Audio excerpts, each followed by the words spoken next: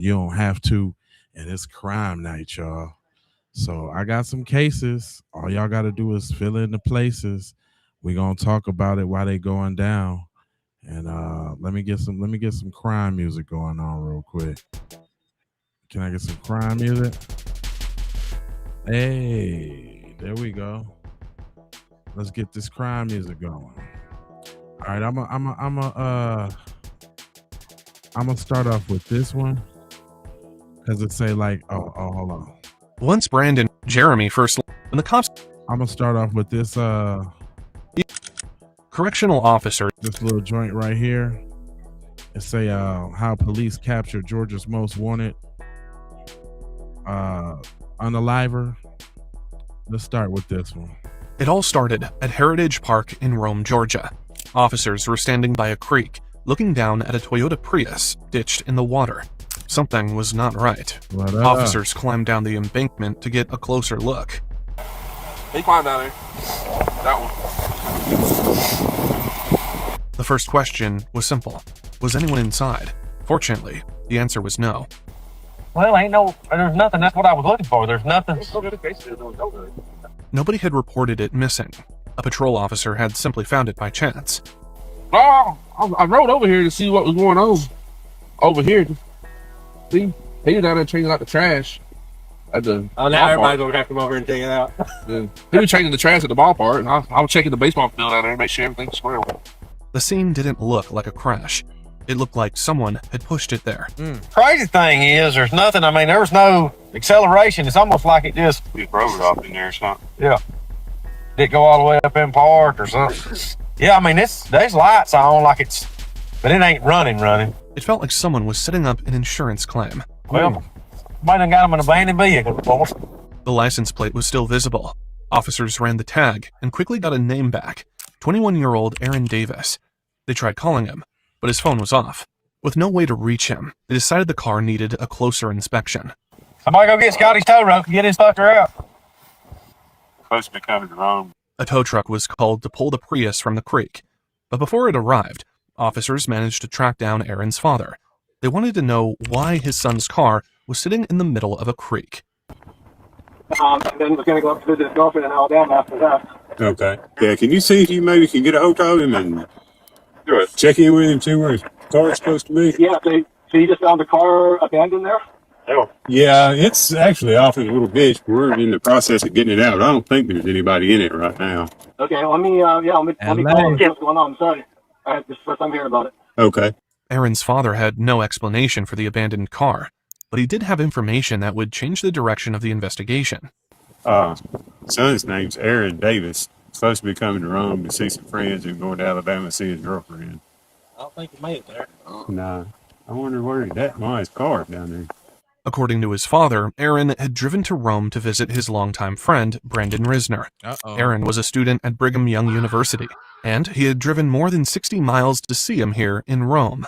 All right, I spoke to the registered owner. His son's supposed to be driving, and he's in the process of checking with him. Aaron's plan was simple. After seeing Brandon, he was supposed to continue on to Alabama to visit his girlfriend. But after leaving for Brandon's house, Aaron disappeared.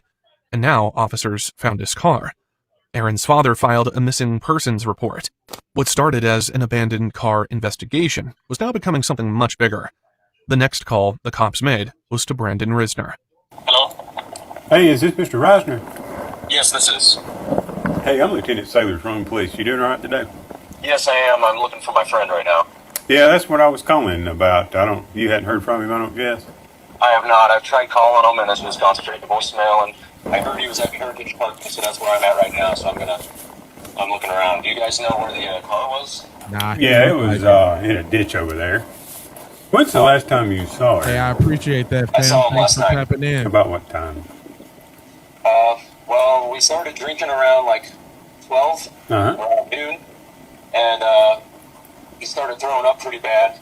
He told me to leave him alone, so I went downstairs, and I fell asleep, and I guess I woke up around like 1 or 2 a.m., and that's when I saw that his car was gone. Okay. That makes Brandon Risner the last person to see him. Officers confirmed Brandon's address and headed to his house to find out what happened the night before. Officers noticed a silver Volvo station wagon parked outside. Everything looked normal, at least from the outside. Hey, what's going on? Ron, we're following up on all this stuff. So I know you already talked with Officer Bethune earlier a little bit and talked with Officer Stallings. Can you walk me through what's going on? Just make sure we're all on the same page. We started drinking Yeah. around 12 yesterday. Yeah, it's you and Aaron, right? Yeah, me and Eric. Okay. We went to bars sometime in the evening, and I had bought some red wine. Yeah. I guess that was after work because I worked that day. We were back here. We were driving to Volvo, and then we started drinking the red wine. He doesn't drink too often, so Yeah. he had gone upstairs into the toilet. He was like standing up and puking for some reason. And then I went downstairs and he was telling me that he doesn't need any help. And I went downstairs, dropped a bottle, cut my pinky, and I went to the urgent care this morning. And yeah, I bandaged it up, took a shower, went to bed. Okay. And then woke up 1 to 2 a.m. around that time, and his car was gone. Brandon's story was straightforward. Aaron had simply left the next morning without saying much. And no one else was here during that time? Do your parents live here too, or you just live here by yourself? They do. Okay, are they here right now? No, they're coming back though. They'll be, I guess, maybe around 3 or so. Okay. So how long have you and Aaron been friends? Since like we met when I was in 5th grade. Okay. And then we became more like close friends, I'd say, like around. He explained that the two had been friends for years. Aaron had recently graduated from Brigham Young University Thanks for the and wanted to juice. celebrate with him. So when's the last time you talked to him? When he was upstairs in the bathroom? Okay. Did you go to sleep after that? Around what time do you think that was? I'm not sure. Maybe Okay. Track between 10 p.m. to 12, maybe. somewhere between 10 and 12? Okay. If Brandon looks familiar to you, there's a good reason for that. Brandon had worked as an actor and appeared in haunted house attractions. Where did you sleep? In your room? I slept in my room, yeah. Is that upstairs as well? No, it's the far right-hand corner of the house. Okay, I got you. And where was he at when you saw him? Up yonder. Over time, the two friends had gone in different directions. Aaron left for college, while Brandon stayed behind and focused on acting. So you've been knowing him since you were in 5th grade? It's a long time, man. We've gone to the same church, Okay. Church of Jesus Christ of Latter-day Saints. I've kind of drifted away a little bit. Yeah. And he would drink occasionally, but he's still like staying with the church. Yeah. So he didn't drink a lot because of that. Yeah. So just It's- yeah. occasionally. So I imagine the alcohol poisoning. It's possible. Yeah. Puked like horribly. How much did you drink? Do you know? We had the whole thing of wine. Did you all share it pretty much evenly? I'd say so. Okay. And we had some beers, How many beers do you think he had? like Okay. If Aaron was drinking heavily, maybe he wandered off and did something unpredictable on his own. Yeah, right. It was a theory, but officers still needed facts. You have any problem with us checking inside the house? No problem at all? So you're okay if we go in there and walk around just to take a look? Okay. You mind hanging out with Officer Bethune while I do that? No dogs or anything inside, right? no. Well, I'll get a consent search of the residence. Uh-oh.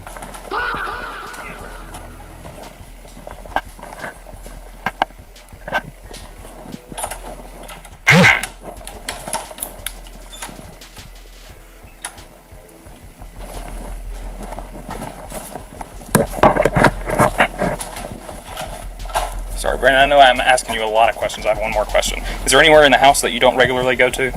The cellar, Okay. and the attic spot. In the attic spot. The one with the key in the door over here? Okay. The up there, but to the right. I don't go over there very often. Do you mind coming in here with me so you can just show me where I'm going and all that? Yeah. Just makes it a little bit easier. The first stop was the master bedroom.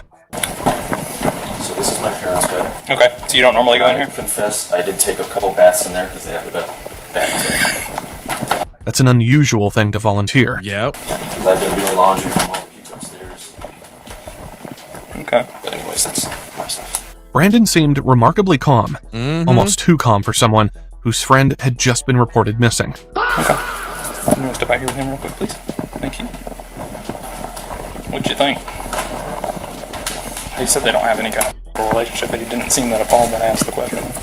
So I don't know if he's lying or not. It could be. I think the girlfriend seems to think they had something going on, but she didn't come out and say that. His girlfriend's mom did say that he's bisexual. And they haven't talked to in a few days, and they never talk about her when they get together and hang out. Aaron's girlfriend was conducting her own search.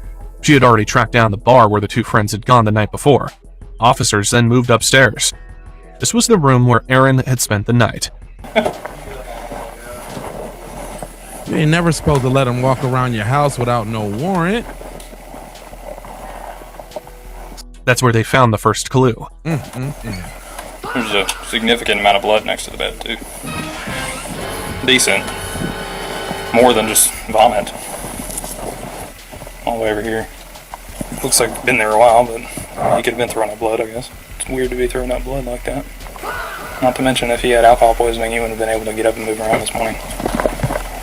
Especially at 2 or 3 in the morning. Things started unraveling fast. The room smelled strongly of chemicals. The cleaning products immediately caught the officer's attention. I didn't see any drag marks or anything downstairs. Because if he's not very good at cleaning stuff up, he would have missed that too. Then they saw more blood. Not just one stain, several. And they weren't confined to a single spot. I don't know if this is old or not. There's a stain right here. While officers searched upstairs, Brandon remained downstairs with other deputies, waiting. How did he let them go in the house? My dad sells software. I don't know what it is. That's like my buddy. He's like, I sell software. I'm like, what? It's old. Yeah, this is correct. That may be something down there. I don't know. I can't tell from here. I shoot a cigarette roll and it's the game over. Yeah. I've had people, I've seen it firsthand in the military. Well, I didn't see it firsthand. I've seen a lot of guys in the military said they got hurt while jumping. He explained that the two had been friends for years. Aaron had recently graduated from Brigham Young University and wanted to celebrate with him. So when's the last time you talked to him? When he was upstairs in the bathroom? Okay. Did you go to sleep after that? Around what time do you think that was? I'm not sure. Maybe Track between on 10 p.m. to 12, maybe? somewhere between 10 and 12? Okay. If Brandon looks familiar to you, there's a good reason for that. Brandon had worked as an actor and appeared in haunted house attractions. Where did you sleep? In your room? I slept in my room. Is that upstairs as well? No, it's the far right-hand corner of the house. Okay, I got you. And where was he at when you saw him? Up yonder. Over time, the two friends had gone in different directions. Aaron left for college, while Brandon stayed behind and focused on acting. So you've been knowing him since you were in 5th grade? Mm-hmm. It's a long time, man. We've gone to the same church. Okay. Church of Jesus Christ of Latter-day Saints. I've kind of drifted away a little bit. Yeah. And he would drink occasionally, but he's still like staying with the church. Yeah. So he didn't drink a lot because of that. Yeah. So just It's- occasionally. So I imagine the When the cops came back, everything went silent. Brandon now felt the pressure, the blood, the chemicals, the cleaning supplies. Those were questions Brandon would have to answer now. And that's when this happened. Oh, my knees.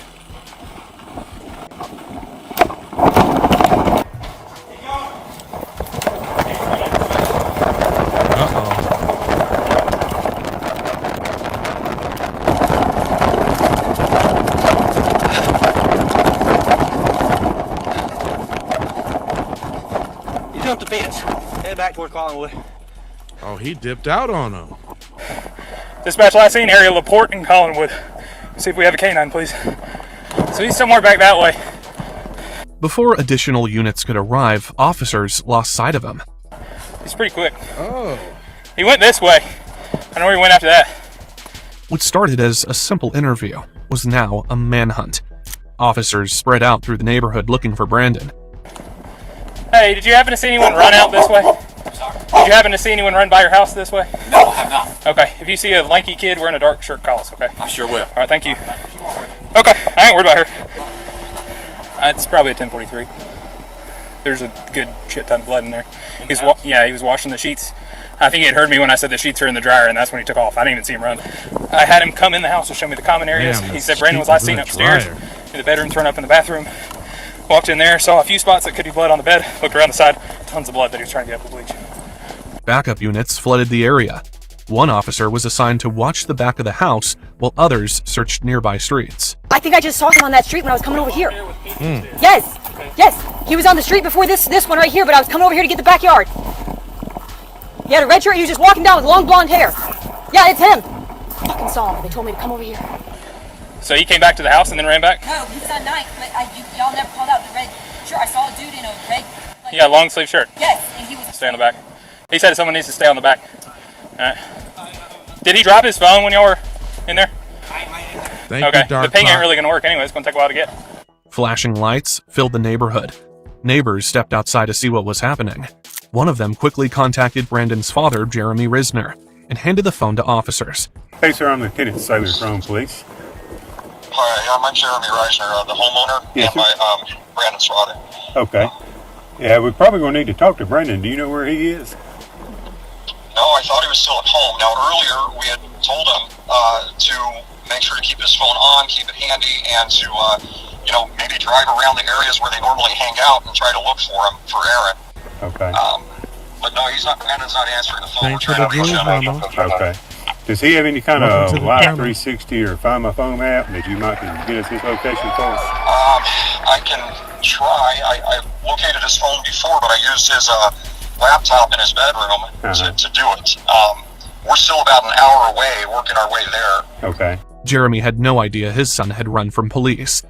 He didn't know Brandon was now at the center of a possible homicide investigation. All he knew was that officers wanted to speak with him.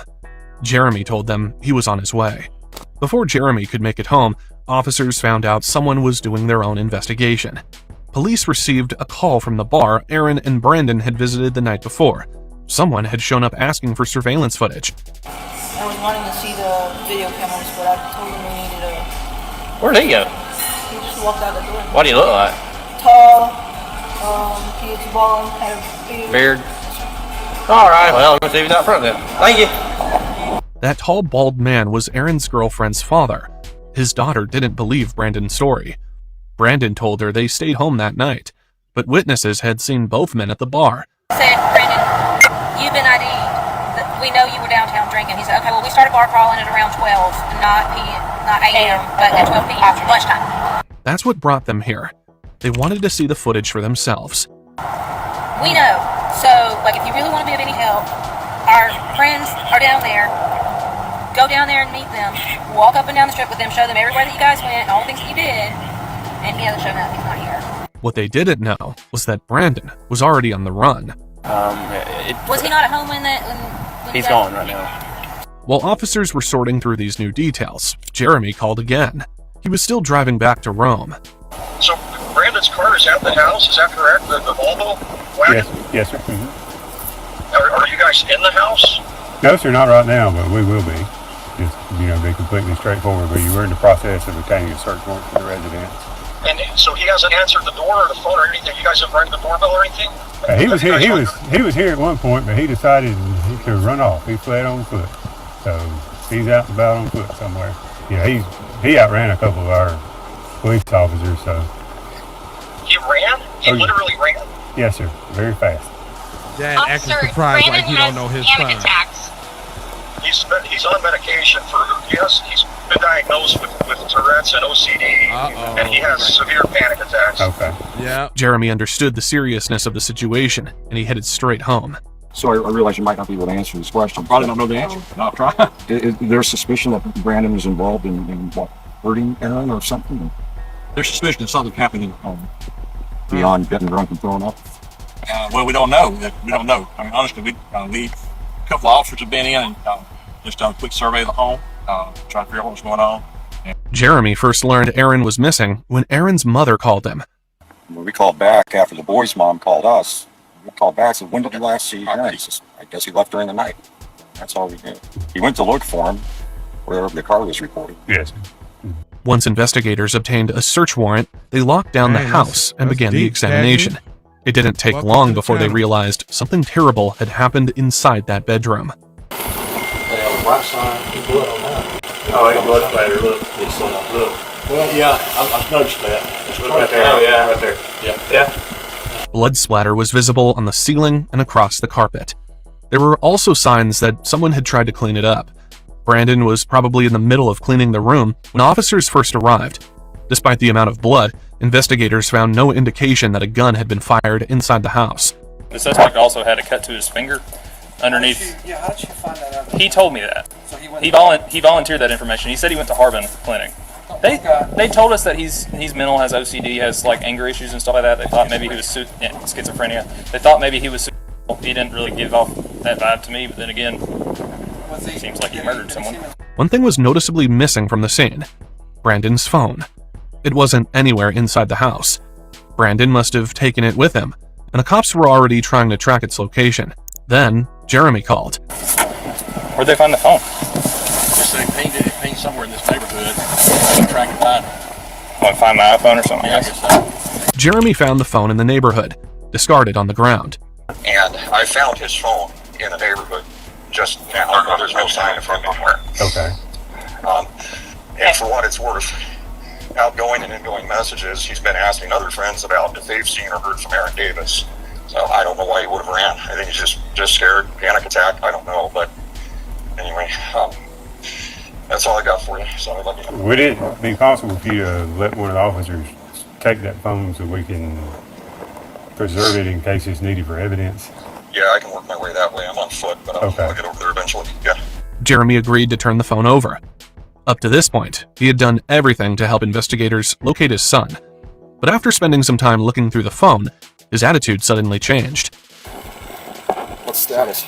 All right, so first of all, I understand you found his cell phone. That's right. You want to turn that over to us? Maybe. Okay. All right. Yeah. I do. My gut says yes, but at the same time, yeah. I mean, I don't know. We'll probably need to go through it and see at least maybe where he's been today. Right. Just 30 minutes later, Jeremy refused to hand the phone over. Why the sudden change? Had he found something on the phone? However, there is a significant amount of blood in that upstairs bedroom on the carpet. Then Jeremy asked a very specific question, and it didn't seem to come out of nowhere. Can you tell me if there's evidence of a fight? At this point, I really don't know. It's possible. Was there a broken glass up there? I didn't see that. Yeah, I've not seen that. So. Why was Jeremy asking about a fight and broken glass? I've looked through it, and he's reached out to friends throughout the day, asking if they had heard from Aaron. Okay. Yeah, some texts back and forth. Might be something that helps him, I know. Helps him, I know. But I can't promise you that because I don't. No, I know. All right. Well, yeah, I'm gonna keep walking. Okay. Jeremy had been cooperative all evening. Now he seemed protective. Because he doesn't know what's going on. But he seemed a little shocked that we're at his house. He seemed respectful in the sense that he was okay with us being at his house and doing what we needed to do. He may just be covering for his kid. He's got to be. Him having the phone and not being shattered tells me that his son handed it to him. Something on that phone is driving Jeremy's decisions. He said he found it. I don't know. I wasn't out there when Randy got it from him.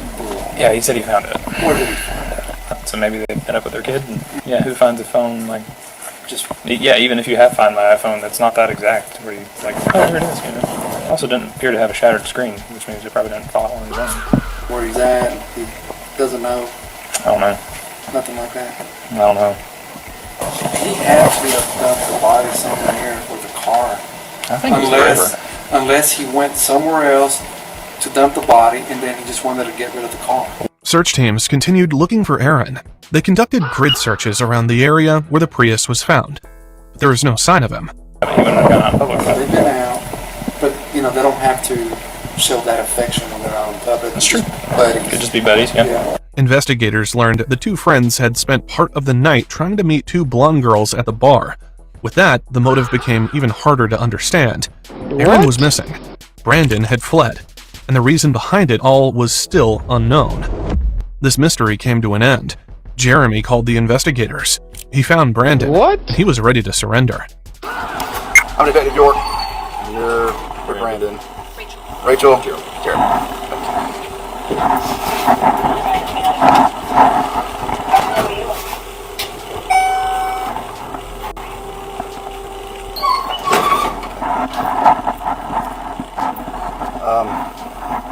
Rachel, Jeremy, if y'all can have a seat out here, I'm gonna take him back there and we'll talk. You have some questions? Would you like to talk in private? You need to send somebody out to find the body. Okay. I'll be back in just a minute, okay? Alright, if y'all just have a seat, I'll be right back out with you, okay? Jeremy first learned Aaron was missing when Aaron's mother called him. We called back after the boy's mom called us.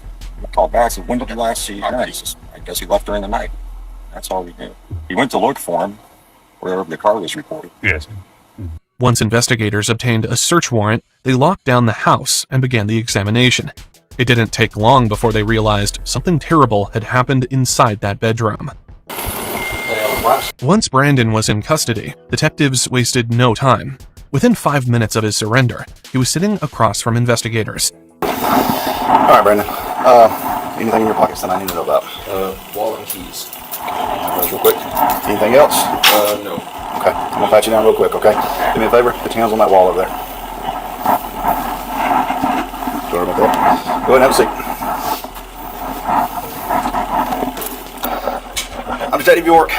Detective York. Yep, that's me. So before we get started, got some paperwork you gotta fill out. The interview started, and he was read his rights. You have the right to remain silent. Anything you say can be used against you in court. You have the right to talk to a lawyer for advice before you are asked questions and have him with you during questioning. I would like a lawyer. You would like a lawyer. Okay. Okay. All right. Sit tight for just a minute. I'll be right back with you. He chose to remain silent. His parents, however, were more than willing to speak with detectives. Is there anything that we can do for y'all right now? Need you back on fire. We'll take you out. Try to show you. I'm sorry. I can try to show you You can try to show us the general area, yeah. Okay. And where might that be? Old East Rome. There's an old cemetery up the hill. You turn left. Turn left. Something like turn left. For the first time, someone openly confirmed that Aaron was dead. Jeremy also told detectives Brandon had been pulled from college earlier that year because of his mental health. He was having anxiety attacks. He was having suicidal thoughts. He was having visions. We brought him home to make him safe. Detectives wanted to know exactly what happened and whether Brandon's parents had any involvement. But according to them, they were out of town the entire time. Got a call from Brandon this morning, around 9 or 10. He called Rachel here. He was asking about well, so they had drank. Been drinking since noon. He said yesterday. He didn't want Dad finding out. There was mom upstairs in the carpet. Yeah. That's all we heard. Then an hour or two goes by. Boy's mom calls us. When Jeremy called Brandon, he got the same story everyone else had. I told him to go where the car was and start looking for him. It's his best friend. Meantime, we packed up. We were on vacation. We packed up and hightailed it here to try to help look for Aaron. But one question still remains. Why? What could have led to this?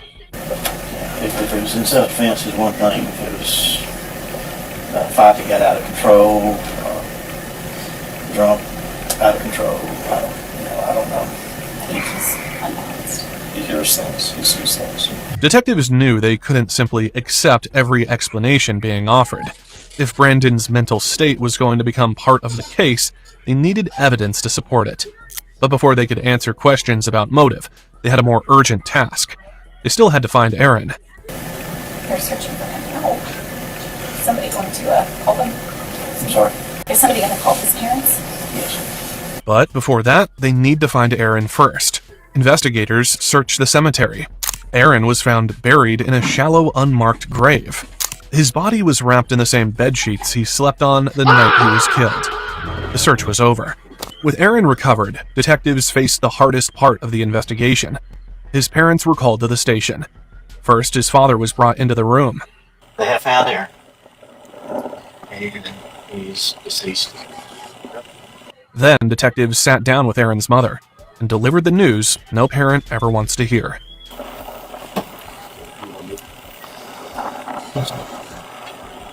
Didn't find him. He was deceased. Why would he do that? Why did he do that? What? We need my son. The investigation eventually led to a conviction. Prosecutors established that Aaron had been stabbed and disemboweled. In June 2024, Brandon pleaded guilty to multiple charges, including malice murder, felony murder, aggravated assault, battery, concealing a death, and removing body parts from the scene. As the case moved through court, investigators learned what had been going through Brandon's mind.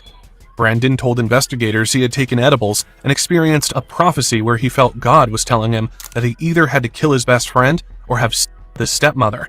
He thought there would be less self-pleasure in killing Aaron. Brandon also claimed that alcohol and marijuana triggered violent thoughts. According to him, when Aaron called and said he wanted to visit, those thoughts came back. He would later describe the attack in disturbing terms. I became a carnal animal like in a dream and started to feel emotion for the first time as I started killing Aaron. The evidence showed the two friends spent the evening together. They went to a bar and drank. Afterward, they returned to Brandon's house. Aaron went upstairs and fell asleep in the guest bedroom. Then Brandon walked into the room and stabbed him 40 times. Aaron was attacked on the bed. His body was then dragged into the bathroom. Blood was found throughout the room, on the bathroom door, and inside the shower area. Brandon put Aaron's body inside a suitcase and loaded it into the trunk of his car. He then buried him in a shallow grave before abandoning the vehicle near a local park. In the end, the case came down to two friends. One made a long drive to spend time with the other, and the other spent the following hours erasing what he had done. Brandon Risner was sentenced to life in prison without the possibility of parole. Wow. All right, we got to keep it rolling because we got cases to compare to. So now we got a 16-year-old who has no idea he's about to be arrested for murder. A little after midnight, on a hot July night in Palm Bay, dispatchers at the Palm Bay Police Department pick up a 911 call. Someone had broken into a house on Benshore Road. He broke into the house and I didn't have time to answer the phone, so I... Do you know who the man is? No, I don't know who it was. The caller sounded young, female, panicked. She told dispatch she had been home alone when someone forced their way inside the house. Is he still in there? I don't think so. I waited. I hid in my room for like a really long time. I don't even know how long it's been. Okay, you've been for how long it's been? I'm not sure. She locked herself in her bedroom with her dogs. For hours, she listened to movement through the house and was too scared to come out. What did he look like? It's hard to remember, but I think normal height, I guess. If I had to guess, maybe like 5'8", I don't know. And is he black, white, Hispanic? I'm not sure. I think I didn't really look that good. I only got like... She said the intruder wore a hoodie, so she never got a clear look at him. All she could really tell police was that she thought he was black. What did he do once he got into your house?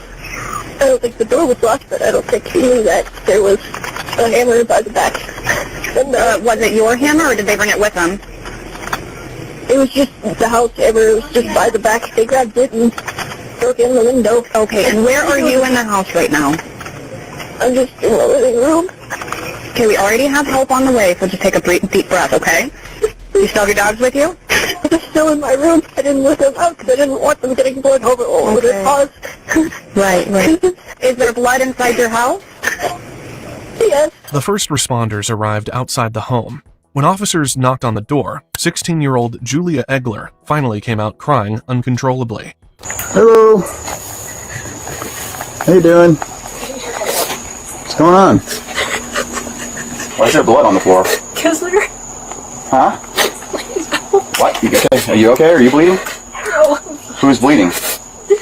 I'm on Come outside. Come outside. Come outside. You gotta subscribe What this is going time. on? You won't Why lose is that me. door smashed? Someone came. So we can we have medical respond. We have blood on the floor. Who's bleeding? My mom. Where's your mom? You got the horse to the right. Got a body. Just beyond the doorway was 41-year-old Kelly McCollum. She was lying in a pool of blood. The intruder had shot her and escaped. You okay? I don't know. I mean, physically, I guess, but... As officers cleared the house room by room, they found Kelly dead in the kitchen with an obvious gunshot wound. The dogs locked up. They're in my room. No, they're just in my room. Is the door to your room open? No, they're closed. Okay. Julia's two pit bulls were still locked inside her bedroom. Then, officers made another discovery. There was a second body inside the bathroom. What are they? Kwame, please. Body on the bathroom floor. Bathroom's to the right. He's in there. She's laying in the kitchen in front of that desk over there, or table. The victim was a man in his 20s. He had been shot multiple times and stabbed multiple times. Blood covered nearly every part of the scene. Hey, what's your name? Julia. Huh? Julia Egler. Okay, who do you live here with, hon? Your mom, are you okay? Are you injured at all? Physically, no. No? Okay. Who else lives here? Just your mom? Her boyfriend was around a lot. Her boyfriend, what's his name? Matthew. Matthew? Mm-hmm. Was there any arguments or anything tonight?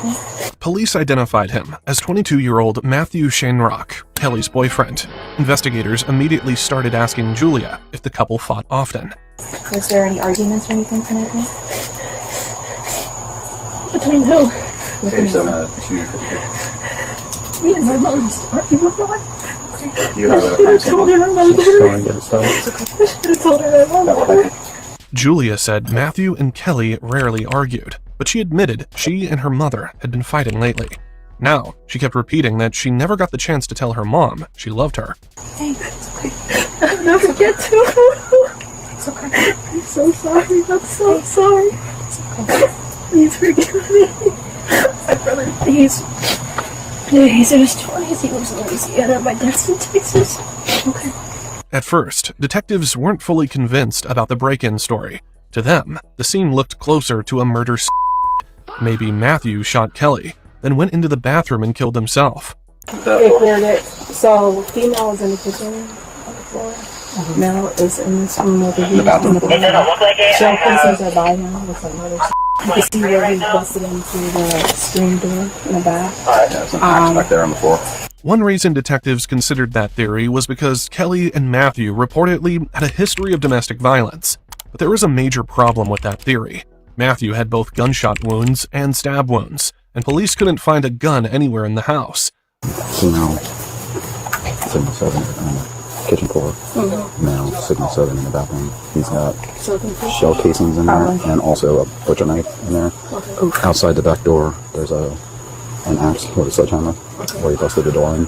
There's shells, not spent, but there's rounds outside the back door, which look like the same ones that are in the bathroom. But there's like 3 or 4 of these shell casings in the bathroom. Now, detectives started circling back to Julia's original story. Maybe there really was an intruder. As the investigation proceeded, officers brought in Matthew's brother Dustin, who lived next door, to tell him what happened. We do have 2 deceased people in that house. We do believe one of them is your brother, but we have yet to confirm that because the way the body is positioned. They put this girl in jail. Which girl? Kelly. I've been trying to get my brother away from this. But we don't know yet. I don't want to. I know it, officer. I know it. She's crazy. She's a bitch. She's a clarified witch she claims herself to be. She speaks to my dead mother. She's been telling him all this shit. She's bad, officer. She's got to go to jail. And for life if she's alive. Unless she killed him and killed her self. Well, we do believe she's the second one that's dead. The victim was a man in his 20s. Dustin was stunned. He lived right next door, but he never heard any gunshots. At the same time, Julia looked completely overwhelmed. Her mother was dead.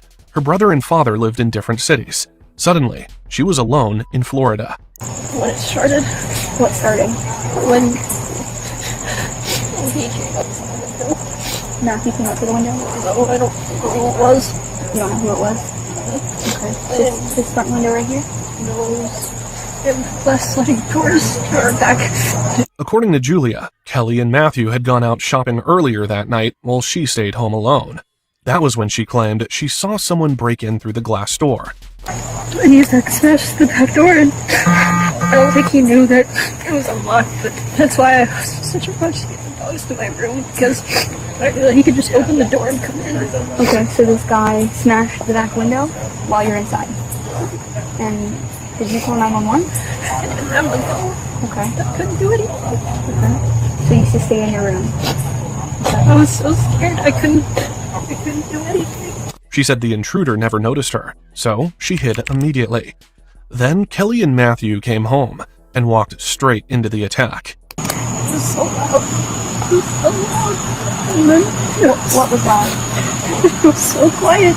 The silence. I heard. What was loud? Like yelling? No, I think I heard gunshots. Okay. And when I heard those, I knew someone had died. I can feel it, you know? I don't know if that sounds stupid, but I just... Was this like a couple minutes ago? No, it was like hours ago. Like a couple hours ago? Okay. So you're saying that your mom and him weren't home when this person was breaking in to the house? Did you hear your mom and her boyfriend come home? I couldn't do anything but listen. It's 12:30 in the morning right now. What time? Was it still light out or was it dark out when you heard this person break in? It was still light out. Was it still light out? And then you stayed in your room. And then was it dark out when your parents got home or when your mom and her boyfriend got home? Detectives understood Julia had just lived through something traumatic. Her thoughts were scattered, and the timeline was messy. But one detail kept bothering them. Why did she wait hours before calling 911? You good? Yeah. Do you believe that's daughter? Okay. Juvenile? Yeah. Alright, we need to figure out something with her. Julia said she had lost all sense of time during the ordeal. She couldn't clearly explain when the intruder entered or when Kelly and Matthew returned home. Luckily for investigators, the house had CCTV cameras. Oh, they got a ring camera. That's recording. Can't really tell the way they're both laying. You guys have seen that ring camera. Can't really tell. There is a camera over the garage door. I don't know about inside or in the back. Matthew's brother also doubted the break-in theory. He told detectives this was the last kind of house someone would target. Have they ever talked about anybody trying to break into their house before? No, I got cameras. She's never worried about breaking into her house. She's, I got guns. Yeah. And she's ex-military, so I got this. I'm tough. Oh, wow. Have she ever made, do you know if she ever made threats against your brother before? No, not that I know of. But you felt something was wrong with her? Oh, yeah, from day one. From day one, officer. Then, investigators found shell casings outside the broken door. That meant at least one shot had been fired from outside the house. But according to Julia's story, the intruder was already inside before Kelly and Matthew got home. So there's two. So he must have been shooting as he came in. I think. But the casings are in the bathroom. Yeah, but there's a casing there's a. Right. He could pick the casings up. I think he was waiting for her. Look where her backpack's there, her shoes are off. Right. Like, she comes in, takes her shoes off, sets her backpack down. She's gonna have to be shot on that right-hand side. There's a juvenile daughter that we need to figure out something. Yeah. Family member or something. Yeah. Because it's so hot and everything like that, we're gonna transport her to the... You heard that right. Julia was on the suspect list. Her version of events didn't line up with the physical evidence. She waited hours to call police. And besides the two victims, she was the only confirmed person inside that house. Almost 2.5 hours after the 911 call, Julia was brought to the station lobby while detectives figured out where to place her. She couldn't go back home. The entire house was now an active crime scene. That was when officers noticed something about Julia's right hand. What happened to your hand? Just an old scar. Did you get into an accident or something?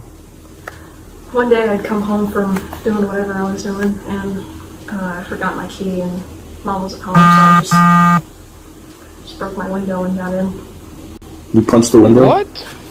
Was there rocks or anything outside? Not that I could find, but...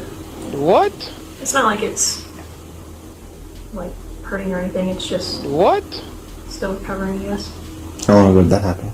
A few months. Her hand looked swollen and discolored. This didn't look old. It looked fresh. Then, Julia started complaining about ringing in her ears. Alright. Yeah, it's... I don't know what's up with my ears, kind of messing with me. Did you get in the ear or something lately? What? No, I think the loud noises kind of mess with me a little bit. Or you listen to music too loud or something? No, it's the loud noises from the gunshots. Yep, you said What too gunshots? much. Back in my house. All the gunshots, so Didn't she say she stayed hidden in her room? Gunshots are loud, but detectives knew ringing this severe usually meant she had been much closer to the weapon than she claimed. How close were you to the gunshots? I was in a different room, but it was still loud enough. What kind of gun did your mom have? I don't remember, but it was like a handgun, and on the standard of handguns, it was pretty small. Like, smaller than that one. Okay. Like half the size of that one. Julia acted like she knew very little about firearms, but Matthew's brother told detectives something different. Do you know if Julia ever had...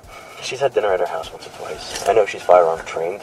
who Julia is, the girl? How do you know that? Kelly, her daughter, her mom told me. Oh, she's firearm trained? Yeah, because she's like, oh, we got a new Glock 17, so we had her certified in it. And she makes sure she knows how to use it because she used to work nights. So to make sure the daughter, were like a worst case scenario, right, knows how to, if something ever happened. Has Julia ever, that you know of, ever expressed any animosity towards Matthew or or her mother? Do you know if she got along with them or if they? She seems to be like a really respectful kid, quiet, very quiet. She's homeschooled. Most of the conversation in the lobby sounded casual, but there were small moments cops paid attention to. At one point, Julia talked like she felt bad the officers had been stuck working all night because of her case. Wow, what a night. It's so busy. Starting to kind of like add more to your plate. Why are you apologizing? I don't know. Well, I get that a lot. I guess I just have a habit of doing it. Yeah. Hold on, wait, did you hit the lady over there in Malibu earlier? That's where I was at. Somebody got hit by a car. Was it you? Okay. You apologized, so I figured I'd ask. Oh, sorry, I did it. My bad. You and your Honda Civic. I thought I saw a Honda Civic leaving the area.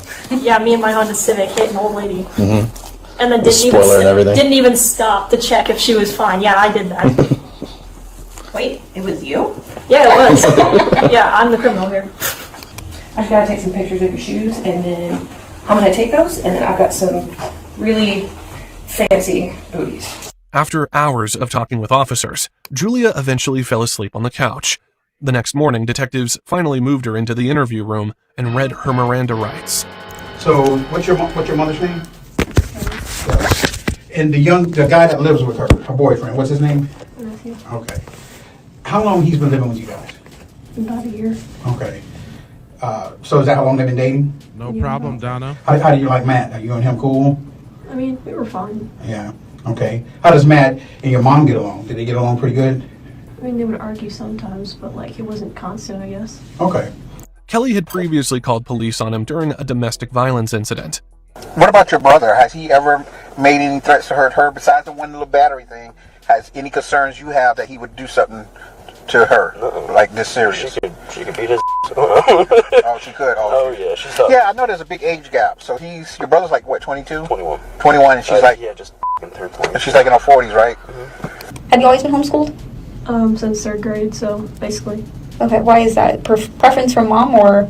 That, and also, that's the year I started to get bullied really bad, so my mom was like, screw this, and pulled me out. Okay. I've been doing this job about 20 years. Origin story. I've been doing it for a while. And one thing I learned is that everybody that comes in this police department, a lot of them are good people. They just make bad mistakes. Okay. Now, Detective Brown briefed me on what you told her out there on the scene. Okay. We looked over the crime scene, and some things are not adding up. Okay. And I never met you before. And I don't know what's going on in your house. I don't know what you're going through. You know, but I do have a feeling that you have not told us exactly what happened there tonight. All right? And it doesn't make you a bad person. Okay? But everybody lies at first. They do. It's normal. Okay? But one thing I always try to find out is not just what happened, it's why it happened.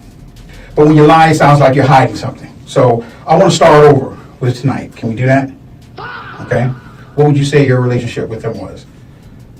Maybe like 7. 7. Because it was like whatever, I guess. We didn't really like fight a lot or anything. It was Lawyer up. Shut up. Okay. You heard that right. Julia was on the suspect list. Her version of events didn't line up with the physical evidence. She waited hours to call police.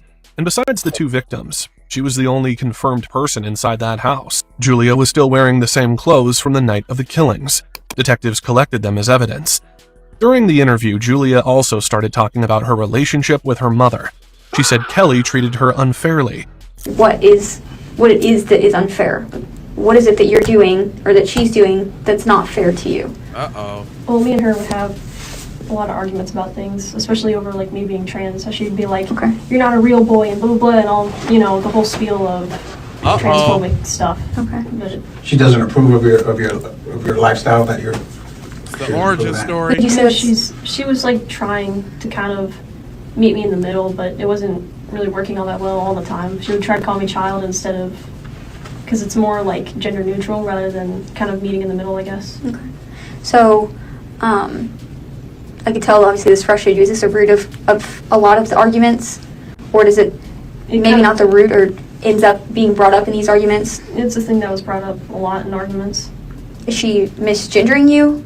Yeah. So when you guys are arguing, is she intentionally, calling you she, or not using the appropriate pronouns, or not referring to you as Jasper and referring you as Julia? So her mother didn't approve of her lifestyle and often misgendered her. To detectives, that immediately stood out as a possible motive. When did you decide that you wanted to transition?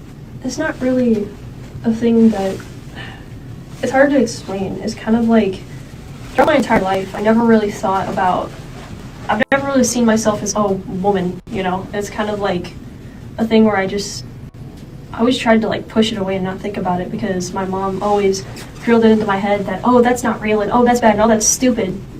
So I kind of pushed it away for a long time until I couldn't anymore, and I started realizing, I'm having these thoughts and feelings, why am I having these constantly? Until it started just becoming more and more, and then it's like, okay, I think that there's something going on here, Kelly openly disapproved of her. Matthew, on the other hand, mostly stayed neutral. I never really talked to him about it. He would kind of just be confused when Mom would call me like Jasper a few times or whatever, and then he'd be like, what? But I guess he just he never really called me by my name. He just called me like, hey you. Yeah, hey you. Kind of like that. He never really like said my name, but... Over time, all three simply learned how to live under the same roof. But there was another issue that kept bothering Julia. We weren't friends, but like, we weren't necessarily enemies either. It's kind of just whatever. Okay. Did he ever try to like parent you? No, not really. He never really tried to be like a dad or anything. He just kind of was like hands off, Cause, he's just a couple years older than you, right? Yeah. How do you feel about that? Oh, I didn't like it. I don't really support their relationships and things, so I think that's the only kind of like tension that there was between us, because it would always be kind of awkward when it was just me and him in the house, because we wouldn't say shit to each other. Yeah. Because it's kind of like, I don't really want you here, and it was kind of obvious because I didn't support the relationship at all. Would you vocalize that to him, or at least around him? Well, he knew. Based on conversation with Mom or you? I would just say it. Like, I wouldn't really care. Like, I wasn't afraid to say it, and I think I made it pretty obvious that I didn't want him around. Okay. So what is it? You say you just say it. What is it? Like, what would you say? Just like, I don't even want him here or stuff when I'm talking to Mom, and it's just loud enough for him to hear. Because I think me and her had an argument once where it was like, I don't even want him here, and blah, blah, Yeah, blah. she And she's talking like she at the therapy. you're old enough now, and just deal with it. And so. So you don't really approve of Matthew's relationship with your mom? No. Matthew was only about 4 years older than her. To her, it felt wrong. So these incidents where you ran away, what were those arguments stemming from? All the arguments between my mom just kind of piling up to where it was enough, I guess. Anything circulating, or because of how you felt about their relationship? You said you vocalized that you didn't like it. Did that have anything to do with why you ran away? Him being in the house, you not wanting him there? Yeah, I guess that was part of it. Okay. Julia felt trapped inside the situation. Stupid things like, I don't feel respected, or like, this or that, and feeling like this house is a prison, and things like that. Is it because he was there? Is it because of the rules you had? Both. Okay. So you felt like, before he moved in, did you feel like you were in a prison? Not really. It was kind of, me and my mom only really started arguing more when he came around. Detectives now saw two possible motives. Julia blamed her mother for how she treated her, and she blamed Matthew for damaging that relationship even more. With motive established, investigators moved back to the timeline of the murders. Julia repeated that Kelly and Matthew left the house earlier that night to buy a bed frame. Is your parents there yet? Is your mom and Matthew there yet? No, they're still out. Okay. When you saw him, was he outside the rear sliding glass door? Or inside the rear sliding glass door? Well, no, he wasn't inside. So he was outside? Mm-hmm. Okay. Now you mentioned something about a hammer or something that was outside? Yeah, so in the back of my mind, I knew that was out there, and I knew that he could break the glass with it if he didn't know that the door was unlocked. So I knew that either way he could get in, whether he figured out it was unlocked or if he broke the glass. So I just knew that I had to get out of that situation. And then I hear the glass shatter and come in, so I knew that it was probably him coming in. And I can But hear this door was unlocked, is what you're saying, but he didn't know that, I don't think. Okay. I don't think he even bothered to try and see if it was unlocked. Julia was still wearing the same clothes from the night of the killings. Detectives collected them as evidence. During the interview, Julia also started talking about her relationship with her mother. She said Kelly treated her unfairly. What it is that is unfair? What is it that you're doing or that she's doing that's not fair to you? Well, me and her would have a lot of arguments about things, especially over like me being trans. She grabbed the dogs and hid in her room. From there, she claimed she never saw anything, only heard noises from inside the house. I hear him like walking around and stuff, and just kind of. So you're saying him. So are you? Do you know that does this guy look like a male? The suspect does look like a male? I don't know. I'm just assuming. Okay. Can you tell if he was white or black? If I had to guess, maybe black. Okay. Like, was his face covered with a mask, or was he? I think he had like some kind of hood. It was like up and kind of. Did he ever come up to your bedroom door? He might have gotten close, but he never like wiggled the door handle or anything because the dogs were still barking like crazy. I'm thinking that he didn't want to come in the room because there was barking dogs, and you don't know if they're gonna like bite you or attack you or whatever, I guess. According to Julia, the intruder then kicked open her mother's bedroom door. When this is going on, did you have your cell phone with you in your room? No, I only had time to grab the dogs. Okay. Where's your cell phone at this point? I think I left it on the couch. And like Detective Brown, it's important. We're trying to find out how long was he in the house before your mom came home. About how long? Just approximately. An hour-ish. About an hour or something? I don't know. Okay. She then said Kelly and Matthew eventually came back home. Do you hear the car pull up when they pull up in the car? How did you know it was them walking through the door?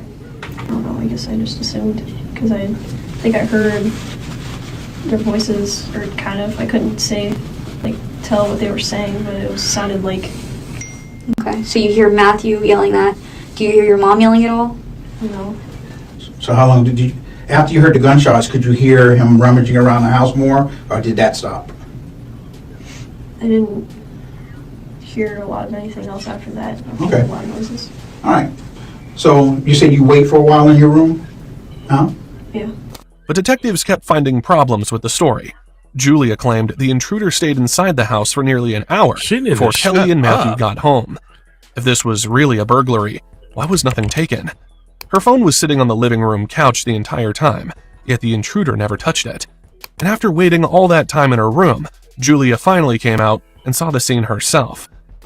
The first thing I saw was blood on the ground. Outside your bedroom door? I looked to the left, and that's when I saw. How did you know it was Matthew? Because I could see him on the ground. Like, did you see his face? Okay. Matthew was lying face down in the bathroom. Julia described details that suggested she had already seen his face. That wouldn't make sense if he was lying face down when she found him. Still, detectives kept giving her chances to explain herself. Let me ask you this. When you saw Matt in the bathroom, did you go over to him, or you just looked at him? I didn't touch him, no. Okay, so you just looked at him. She grabbed it. At this point, detectives believed Julia was actively building a false story around herself as the terrified teenager who survived a home invasion. But her actions after the killings told a different story. She never called 911 right away. She never checked if the victims were alive. Instead, she walked through the house, checked the scene, and cleaned her shoes. I think I might have cleaned my shoes off a little bit because they were gross from walking around. Okay. So you clean your shoes off with what? I believe there was like paper towels. I don't remember if I used disinfectant or water, but I remember wiping off like the ridges of my shoes a bit. Police later found bloody paper towels inside the garage. Julia then claimed she went into her mother's bedroom and discovered Kelly's gun missing from the safe. When I opened up the lockbox, I saw the holster for it, but it was empty. Did you have to use the key to open the lockbox? No, it was unlocked. The detectives listened carefully and let her finish the story. Only then did they tell Julia they knew she wasn't telling the truth. To be quite honest with you, we don't believe that this is how this happened. Okay, all right. We've looked over this crime scene, and there's things in this crime scene that's not adding up with what you're saying. Now listen, okay? Because I don't believe the story about someone coming into the house. Okay, there's evidence that shows that we looked at your surveillance camera. Okay, we don't see nobody coming through that back door. Okay, we looked at your surveillance camera. We see your parents coming home through the front door. Okay, we see bloody footprints inside the dining room area in front of the rear sliding glass door underneath the glass. That blood should be on top of the glass. Okay, so like I told you, I don't live at your house. I don't know what's going on in that house. But if you had to do something today that you thought you needed to do, we give you a chance to tell us that. Let's go with them coming home. When they walk through the door, tell me what happened. Theoretically speaking, let's say what you're saying, that it was, theoretically speaking, let's say that it was me, right? So Justin, I'm going to be honest with you. It's not really theoretical at this point. Everything he just stated to you is telling us that something happened that you're not telling us, right? So you're basically saying that I'm the culprit. We're not saying that at all. But evidence shows us on surveillance cameras, it shows them walking into the house.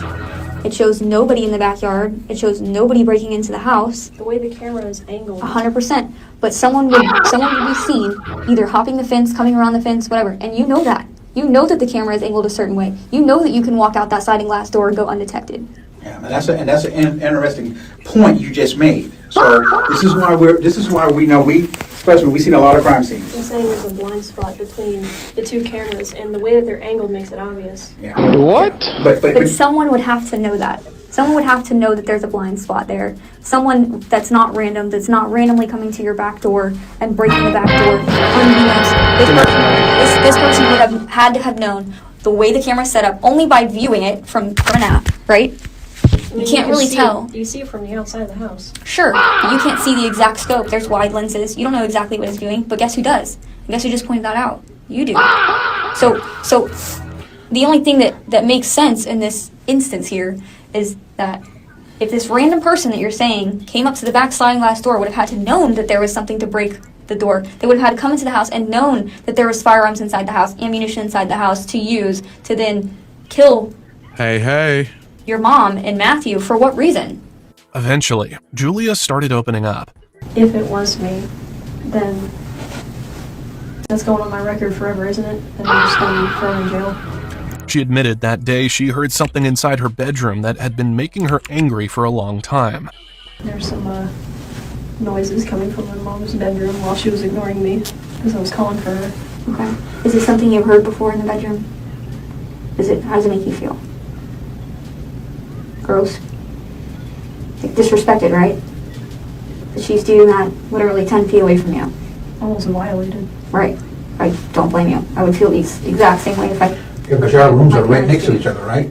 It was already difficult for her to accept Matthew dating her mother, but hearing them together in the bedroom made that resentment even worse. Over clapping time, cheeks? she said she started hating both of them. Damn. Parts of Julia's confession were later redacted, but investigators say she admitted that after Kelly and Matthew left to buy the bed frame, she took Kelly's .38 caliber handgun from the bedroom. Then she waited. When the couple came back home, Julia greeted them, "Welcome home," at the door before shooting her mother first. Matthew ran into the bathroom, but she followed him. She stabbed him repeatedly with a chef's knife, then shot him several times. Julia Egler was arrested and initially charged as a juvenile, but was later indicted on 2 counts of first-degree premeditated murder. The state attorney office announced that she would be tried as an adult, but she is not eligible for the death penalty based on Florida statute and the U.S. Supreme Court, and will face life in prison if convicted. Wow. That's a crazy one. Will this go on my record? I know, right? That's crazy. Well, just to keep the party rolling, Killer realizes he finally been caught after 23 years. It all started on June 18th, 2024. Eugene Gligor stepped outside his apartment in Washington, D.C., thinking it was just another ordinary morning. He was walking along when a U.S. Marshals task force suddenly surrounded him. All right, we'll adjust it. We'll adjust it. Okay, hold on. They're not made for comfort, but we'll make it. I get it. Yeah, we'll make it. We'll ease it up on it. Yeah, no problem. Ain't got nothing personal wrong with you. Before he could react, they took away his phone and placed him in handcuffs. Do you go to the office, or what do you do? No, I work from home. Okay. What were you doing out here, just chilling out in the fresh air? Just having some coffee. Okay. So you didn't know anything about this warrant? Okay. Our boss will tell you everything about it. It's nothing big. I'm gonna take it. Hold his arm. I'm not. He was driven straight to the station. The marshals didn't put him in a cell, but brought him straight to the interview room. The handcuffs came off.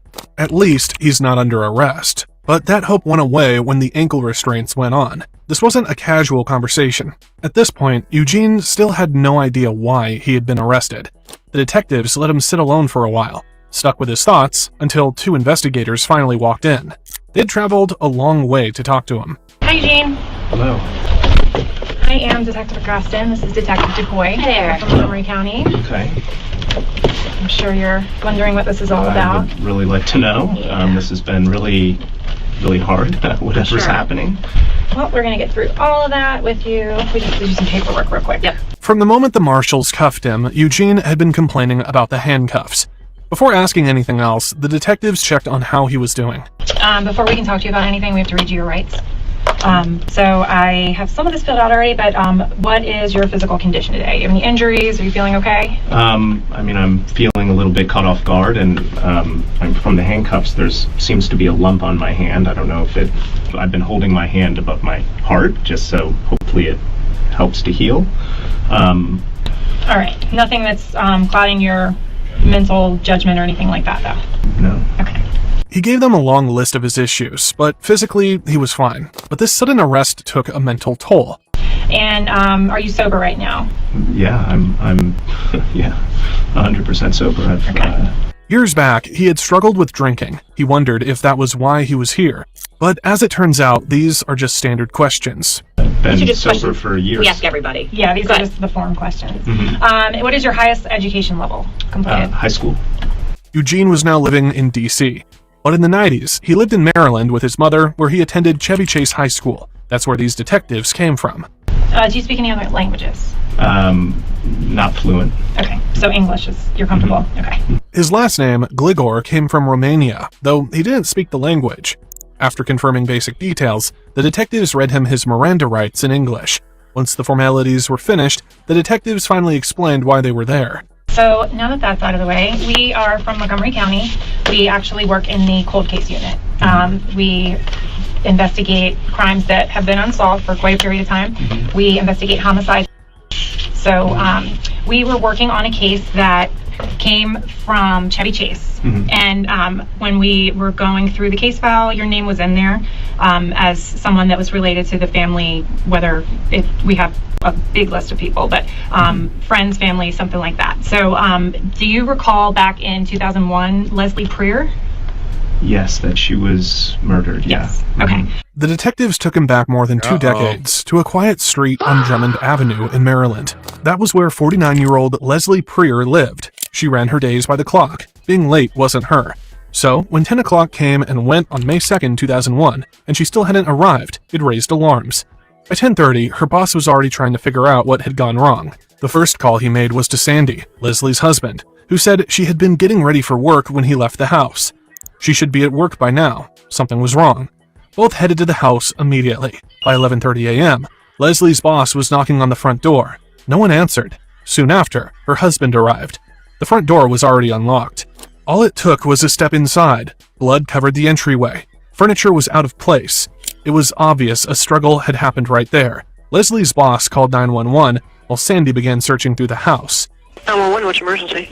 I'm at 4824 Drummond, Chevy Chase. I work for a company, and we didn't have a call from an employee. We just walked in the door, our husband and I, and there's blood, and it looks like something possibly happened. Okay. So,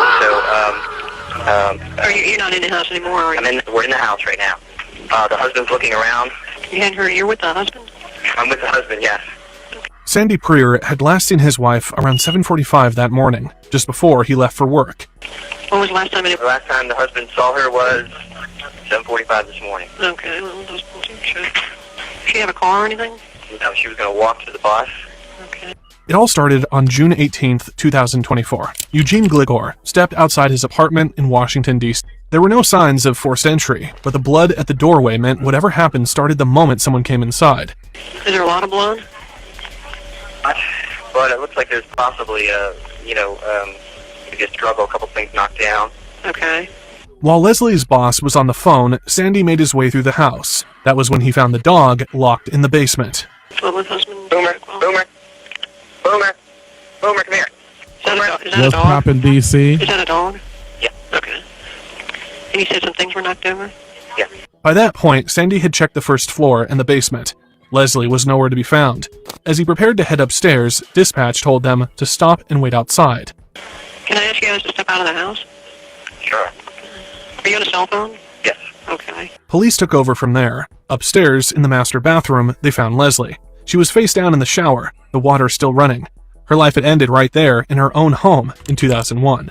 And now, nearly 23 years later, Eugene Gligor was sitting in an interrogation room in 2024, being asked about her murder. The case that we are investigating. You went to BCC with her daughter at the time? Correct. Is that correct? Okay. And what was your relationship with Lauren, the daughter? We had dated. Lauren and Eugene had been high school sweethearts. They lived just 10 minutes apart, and back then, they were rarely apart at all. And when did you guys date? Do you remember years? Exact dates, I'm not entirely sure. Were you in high school, or was it after high school? Yeah, it was high school. I'm not exactly sure. Maybe like 1994 to 1997 or something around there. Okay. Eugene spent his teenage years in Maryland, but by 2001, when Leslie died, he was 21 and had moved to Washington, D.C. If this murder happened in Maryland, what did it have to do with him now? Leslie had suffered 7 deep cuts to her head. There were clear signs of strangulation around her neck. She had been beaten, choked, and then dragged upstairs into the shower. Someone had tried to wash the scene away. Forensics later found large areas of the foyer wiped down, but the cleanup incomplete. There were still swipe marks on the door, the floor, and along the stairs. Whoever was cleaning up left in a hurry, probably when Leslie's boss started knocking on the door. And from your dates of birth, I can see you're a little bit younger than Lauren. So was she already graduated from high school, or were you guys both still in high school when you guys were dating? We were both in high school. She had finished high school.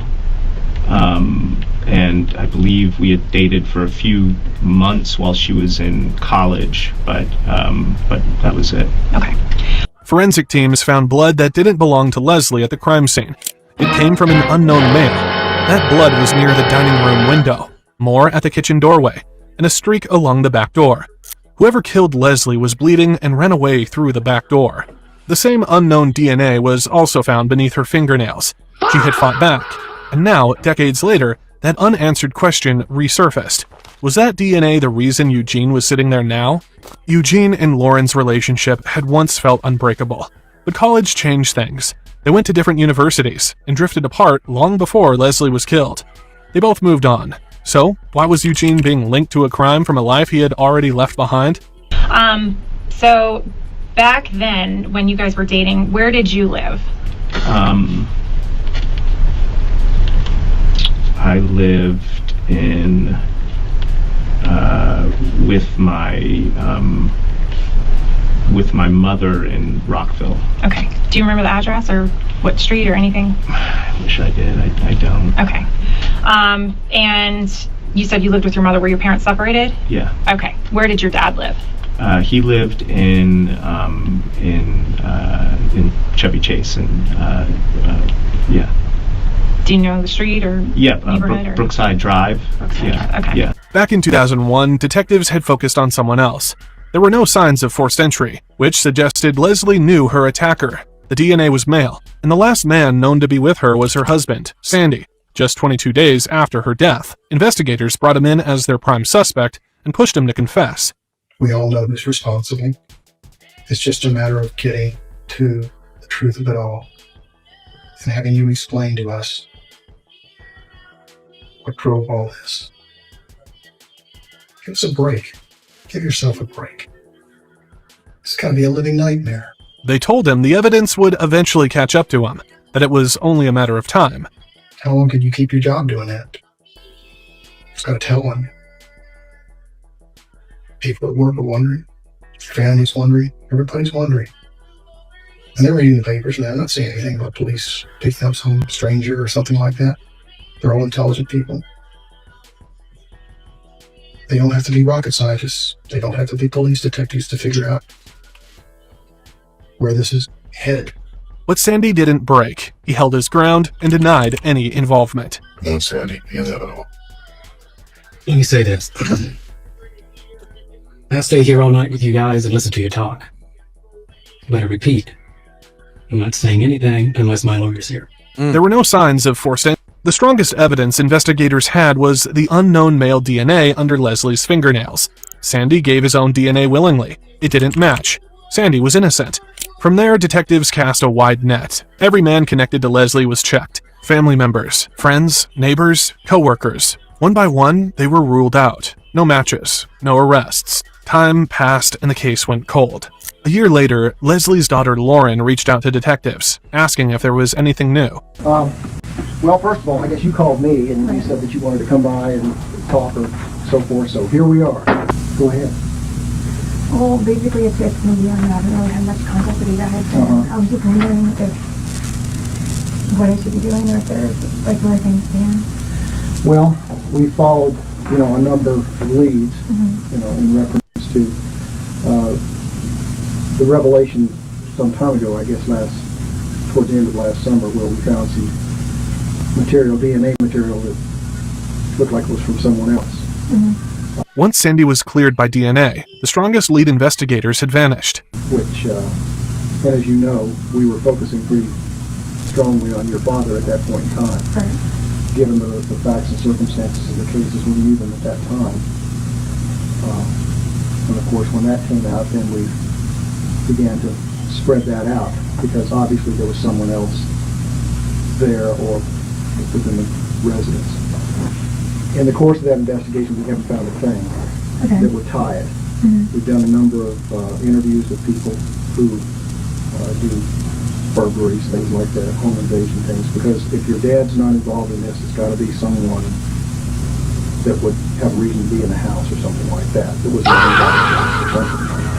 there's a number of scenarios we can play with, but that's basically what we're left with. With nowhere else to turn, the case slowly slipped into the cold case files. It stayed there for decades.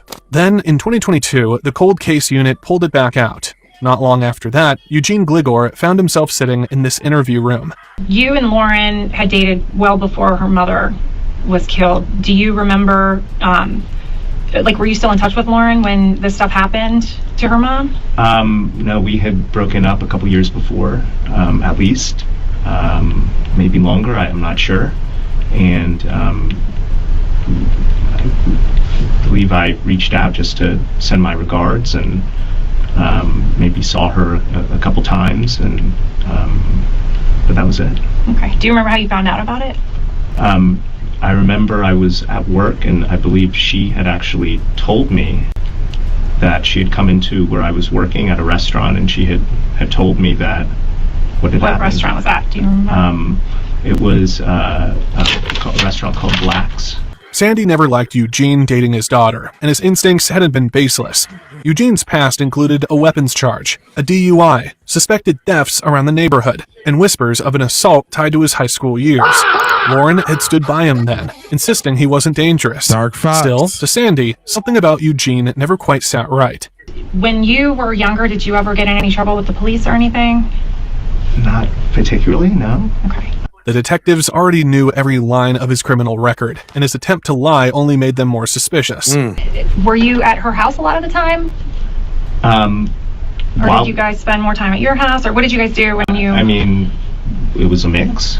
My house, her house, being out. I mean, we're young and teenagers, so there was, going out and...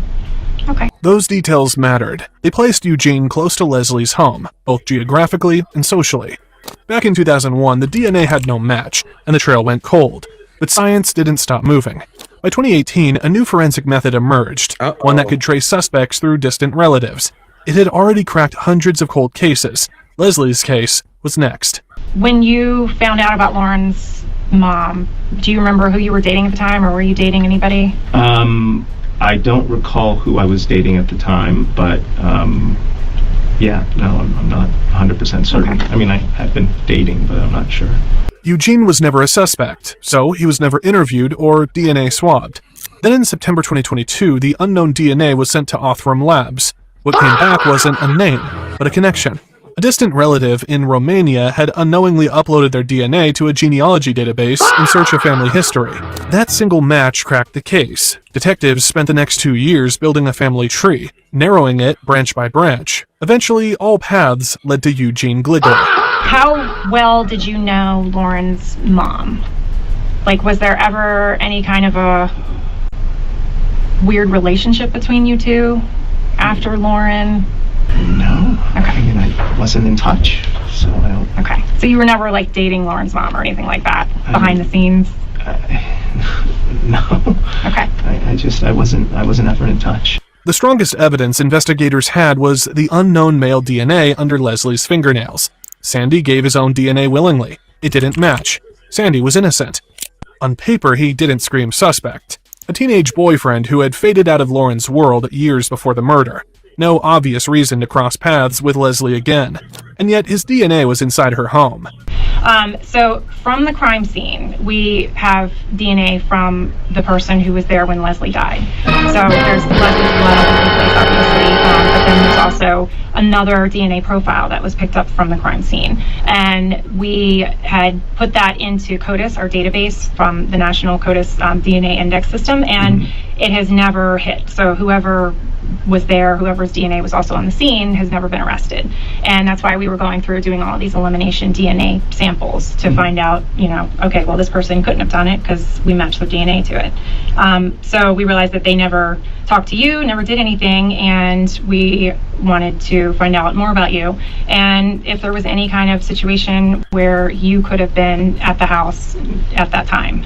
I'm a little confused. So to find out more and talk to me, why not just call me and ask me to come in and talk to me versus have marshals come and arrest me and bring me in? I'm just confused as to why that's the case. Well, because we needed to talk to you in a controlled environment, and because there's a little bit more to it than what we've told you so far. Could you tell me? Well, we're getting there. I'm trying to give you an opportunity to be a little bit forthcoming before we... I mean, I feel a little bit trapped here, like... Well, you're under arrest, so you should feel trapped. Right, and so I think, you know, I mean, probably asking for a lawyer is my best course of action at this point.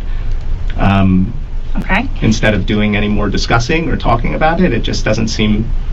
I don't understand, so I'd like to have somebody... Well, that's why we're trying to talk to you about it. I know, but we can't... and there's 2 of you and 1 of me, so sure. I feel a little outnumbered, and I probably would need some type of representation if I am under arrest, as you said, which I am. Yeah, okay. And so I think that having a lawyer would be the best for me in my interest at this point. That's totally fine. Once the genetic trail pointed to Romania and circled back to Eugene in Washington, D.C., the detectives knew this wasn't enough to arrest Eugene. They still needed his DNA.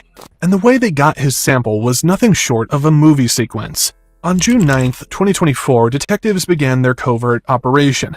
Eugene returned from a trip to Europe and landed at Dulles International Airport. Undercover agents guided him into a secondary screening room. He was left alone with a row of bottled water on the table right in front of him. Eventually, he grabbed one, took a drink, and tossed it away. That's what they wanted. Agents recovered the bottle and rushed it to the lab. The DNA matched. The unknown male was Eugene Gligor. And we don't have to ask you any more questions, but we are going to just tell you some stuff. Okay? So from the crime scene, the DNA that was taken, we actually have a sample of your DNA, and it was compared to the crime scene DNA, and it matched. So we know that you were there at the time when Leslie died. But I never gave a sample of DNA. That's correct. We obtained a sample from a discarded water bottle that you drank out of. So you were followed, and we collected it after you discarded it into the trash, and it was swabbed, and it was compared. So your DNA matches the crime scene DNA. I don't know what to say. I have no recollection. I have no memory. I don't know what to say. The detectives wanted to hear if Eugene had any other explanation, any reason his DNA would be under Leslie's fingernails. Okay, well, that's why we wanted to talk to you, to find out if there's any other explanation. but we can't ask you any more questions if you want a lawyer present. Yeah, I think I should have a lawyer present. I don't know what to do or say. It doesn't make sense to me, so. What? I don't know. I don't know what to do. Bro, what are you talking about, man? Do you have a lawyer that you... No. Okay. I don't have to call. I don't know. I probably would call my girlfriend and ask her to help. I don't know. He had nothing. No explanation. No memory. Just a familiar mix of denial and confusion as the walls closed in. I don't know. I don't understand. This is all very bewildering, very strange. Eugene asked the detectives to explain more, as if understanding the case might somehow change it. Is there more? Like, you're gonna tell me? Is there more? I mean, we've told you plenty. We can't continue to ask you questions. If you want to keep talking, we can. But if you want to stop, you have to let us know for sure. Yeah. We can tell you more about, what we think happened. I don't... I mean, what you think happened? I don't know. I can't verify. I don't know. I don't recall. I don't have any memory. I didn't do anything that you're talking about, so I don't know. And I don't feel like I can... I don't know how to answer and go into... I don't want to incriminate myself with questions. You guys are professionals. I'm not. I don't know. I really do think I need an attorney. I need to use the phone, and I need to call someone, and I need legal representation before I respond to anything else. On paper, he didn't scream suspect. A teenage boyfriend who had faded out of Lauren's world years before the murder. No obvious reason to cross... That was May 19th. That was when something else caught the detective's attention.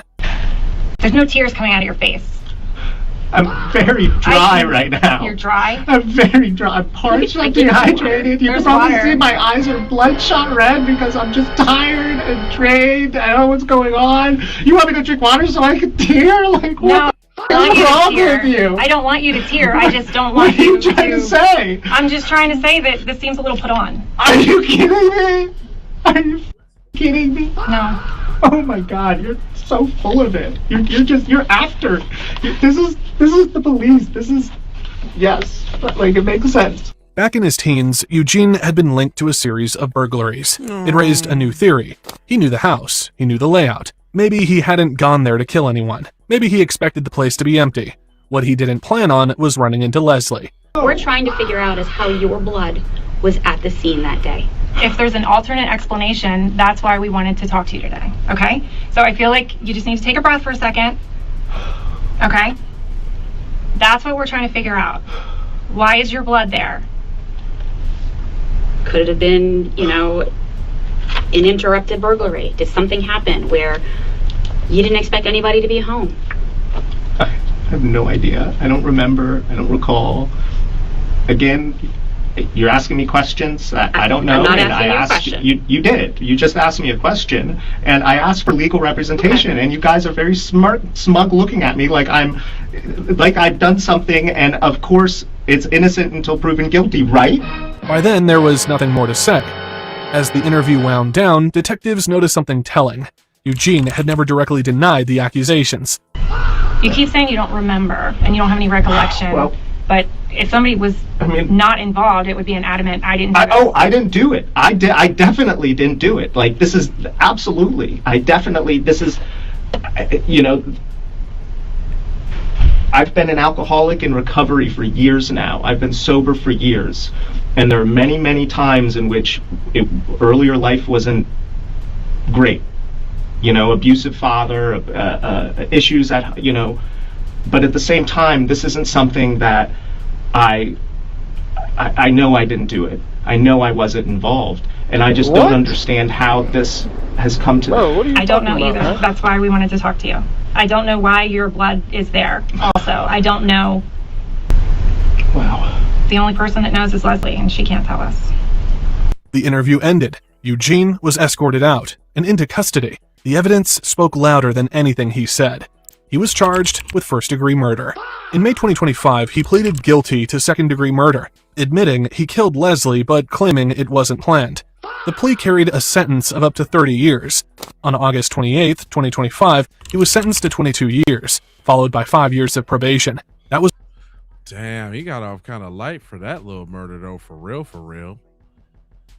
All right, we got another case to compare. We got a missing pregnant teen case uncovers disturbing father-son secret.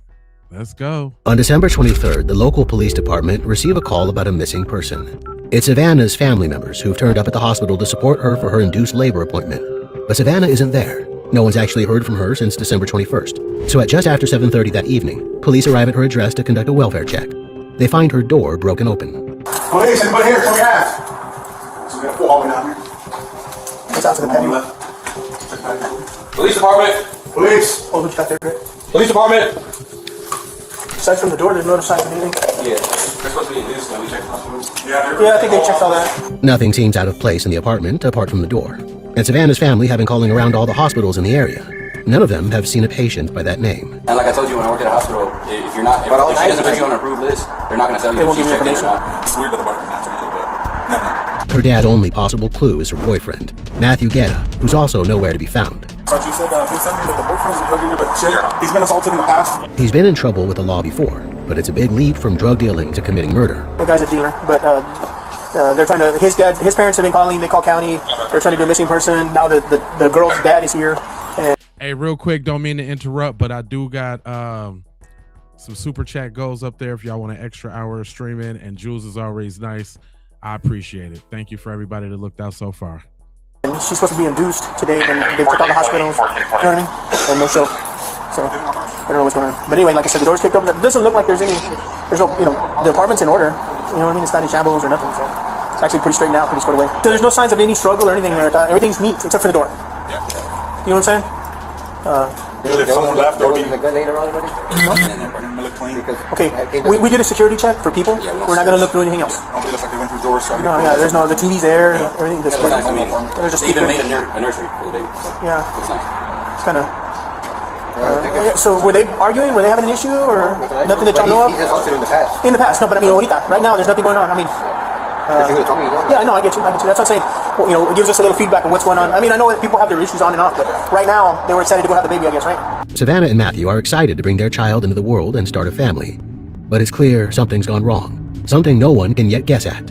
On Christmas Day, Savannah's family comes to the police department to give more information that might help in the investigation. She and Matthew are still missing. We are here in search of Savannah. So as we talked about over there, we have our officers conducting welfare checks on the apartment to make sure that, one, we try to find out where Savannah is in the event that she comes back. I need to know, because I've been in contact with a couple of people today. I've been in contact with Matthew's dad, Gabriel Guetta, and he has not received any communications from Matt or Savannah since that Wednesday, Thursday. The day she was reported missing, the 23rd, was the Saturday. But they're not just here to provide a timeline. No, the revelations they have for the detectives are shocking. He was very controlling of her. He didn't allow her to have no social media, nothing like that. I remember back when her last Christmas, as a matter of fact, right? Christmas Eve, he beat her up so bad. Where was this at? At the apartments off of Coney Heights, right? Yeah, I-10. And then ring camera across the hall, got everything. The cop was there by the time I got there. She was gone. I mean, he was gone. They locked him up. Apparently, this incident with her boyfriend and the father of her unborn child, Matthew, wasn't the only issue between them. He's always been abusive to her, and I tell her I was in an abusive relationship with her dad, and I tell her constantly, you don't want to go through that. So that one time when he really hurt her, we called the cops and everything, and she still went back to him. As a matter of fact, as we speak now, he's not supposed to be there. Right. I noticed that. That was something I was going to bring to y'all's attention. So I noticed there was a past arrest on September 27th for assault BI against Savannah, and I saw that there was condition of bonds, no contact, right? No communication, no harassment, something like that. I believe that's where, and that might have been an update on there, but that's what the record check showed. So with that, does that sound consistent? Why? I haven't heard that he's heard him after that. Would she purposefully conceal that information from you guys? Yes. So it's not uncommon for her to be assaulted and then not say anything. On December 23rd, the local police department received a call about a missing person. So Matthew and Savannah weren't even supposed to be around each other, and now they've both gone missing. The detective has also spoken to Matt's. On December 23rd, the local police. So Matthew and Savannah weren't even supposed to be around each other, and now they've both gone missing. The detective has also spoken to Matt's father. He didn't know about the conditions of bond, but he admitted, he said, yes, my son, I know he's gotten physical with her. And he tells her, he has told his son, Matt, hey man, you got to walk a fine line because you're all over the place. According to dad, he kicked him out at 18 because he was out of control. I think in this instance, right, as far as everything that we have so far, that I believe that Matt does have a part to play in this, right? Here's the problem that we're facing. What offense do we have? What concrete offense do we have? In other words, do we have somebody that witnessed an assault that took place that night? No. Do we have surveillance footage? Not yet. Right. So if that does come to light, that is concrete. I can tell you right now, if I get that information and I see him beating on her, I'm going to walk a warrant right then and there. And I'm going to broadcast it, everything else. Without this evidence, they don't have the exigent circumstances they need to search the apartment in depth, especially because of something else they've now learned. At that time, the person who kicked the door open was Matt's dad. He originally, and this is what he told me on the phone, and he told me he did that because he was trying to get a hold of Savannah and Matt. He was worried. Now, again, I asked him, would you ignore that? Hold up, thanks for the jewels. Again, it's not my job to start pointing fingers and saying, hey, that doesn't sound right or not. That doesn't add up. But according to him, he said, hey, listen, Savannah, we're supposed to deliver that baby. I guess the baby is Fabian. And, that didn't happen. He said, I want to know what happened to her. Is she okay? And so he kicked the door. There was some confusion because initially when all this started happening, there was talk about the door and, hey, was there some type of kidnapping, right? Was there some type of people getting tied up? Because normally when you have doors kicked in, right, people are trying to do burglary with intent to commit assault or theft, right? Home invasion kind of deals. But that wasn't the case. With no sign of a struggle, not even the kicked-in door, the detectives have to consider that this missing persons case might be a domestic, and Matt is their prime suspect. I know you mentioned that there was a gun or a rifle. A big it was like a big one that had little holes, black with little holes, like Okay. something like that. Did it have? Was it like this long? It was like this long, and I saw the stack of money like that was still there. Well, when we went back, their dad was there, and he was downstairs already by the time I got there. And when I walked in, the guns were gone, the money was gone, and I was like, who came in here? And then when I saw the cop there, he said, I know that they came in here, but he didn't tell me that y'all had the ones up. I assumed it was his dad, because their dad is very scandalous. And when did you see this door? The stack of money, the gun? Saturday about 1 o'clock. 1 p.m. Right, when my son went into the window. And where was these items located? The big gun was on the sofa. The little one was in the closet. And the money was on a little nightstand on top of the dresser, a little nightstand. And you went in, why did you go in? Because I wanted to make sure that maybe something happened or Savannah, something was going on in there because they were not answering. And it was weird because, like I said, she was so excited about the thing. I mean, what was the condition of the door at that point? It was normal. A gun and a stash of money is now missing from the apartment, and it was taken some time after Savannah's disappearance. I spoke to the downstairs neighbors, and they too agreed, like, he was bad. They would hear my daughter yelling and screaming for help sometimes. And like I told the lady, why didn't you call the cops if you were scared to go up there, She just, she was scared, And let me ask you this. I can really, speculate as to why, but I want your take on this. Why would Savannah stay with Matthew knowing that he's violent, he's already beat her up, assaulted her? In your opinion, why would she stay? I don't know. I'm gonna...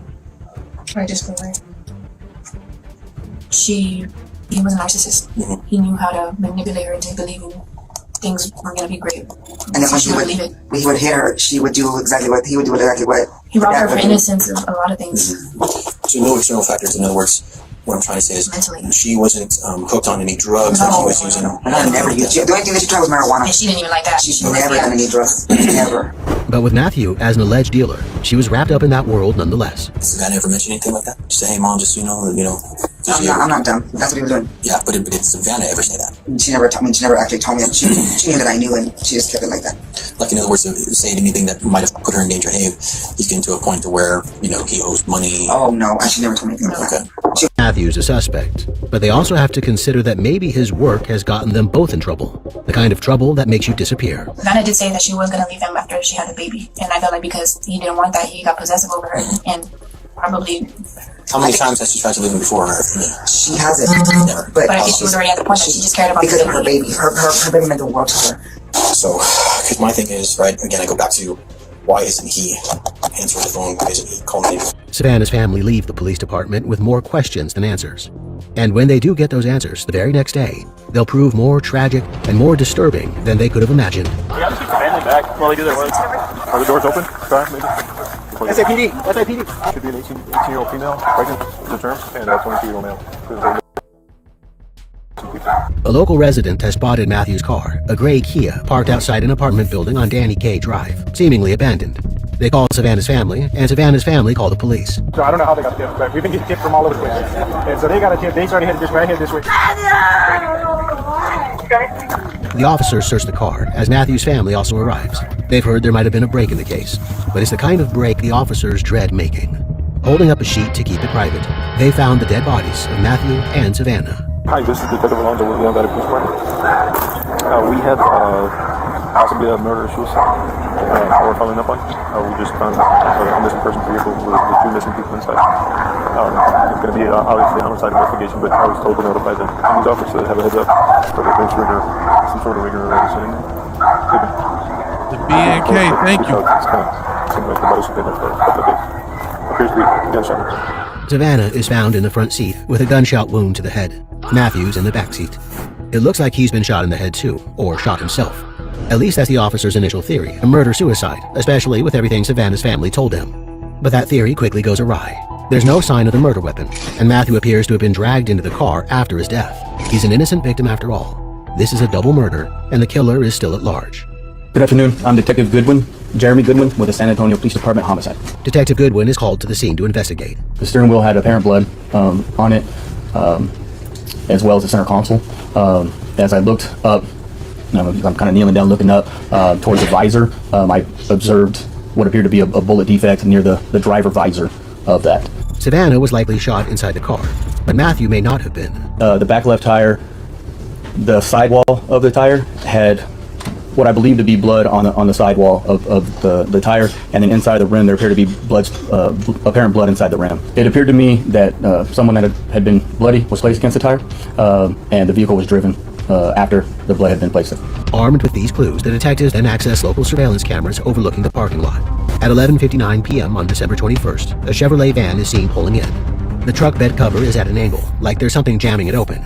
Then, Matthew's Kia is seen coming towards the truck. So as a vehicle approached, another vehicle came, which appeared to be the victim's vehicle. It approached the truck with its lights off. The truck ends up turning its lights off as well. And then the driver of the truck gets out of the car and approaches the driver of the victim vehicle. The driver of the truck gets out, takes a white towel, and appears to wipe down the outside of the Kia door where he touched it.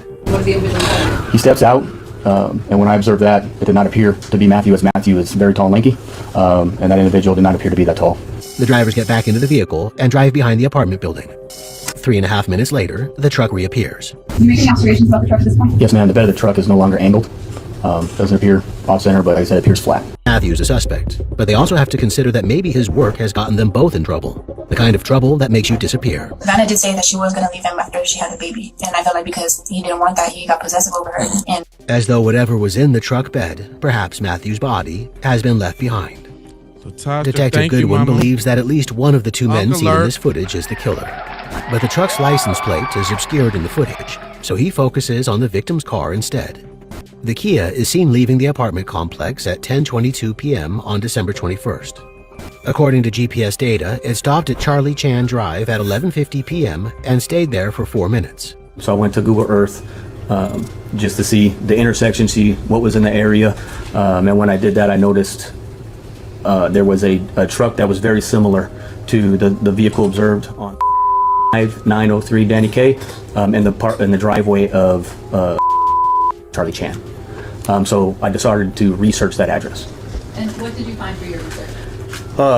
I found the residence of the location. The first one I found was Ramon Preciado. Matthew's internet search history shows he searched Charlie Chan Drive that same day.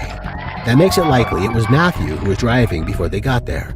But as seen on CCTV, it wasn't Matthew who was driving just a few minutes after they left. I was able to go to our driver's license database. I was able to view a photo of Ramon, and the listing on your DL has your height, your weight, and has a picture of you. He resembled the male observed getting out of the truck, very, very similar. Then I observed that he had a wife at the location, Murto Romanos, and then I checked the databases and found that they had a son, Christopher Preciado, who resided at the location. Christopher was the same age, or around the same age, as Matthew and Savannah. On January 3rd, detectives visit the Preciados' address, and both Ramon and Christopher come out to meet them in the front yard. The detectives are interested in the cameras on their property.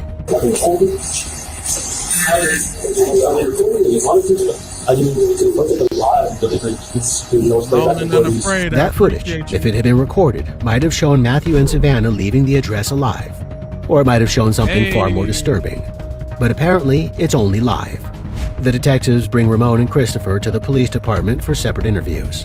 Christopher is 19 and a student, majoring in pharmacy, and when he's left alone in the interrogation room, he starts to behave strangely.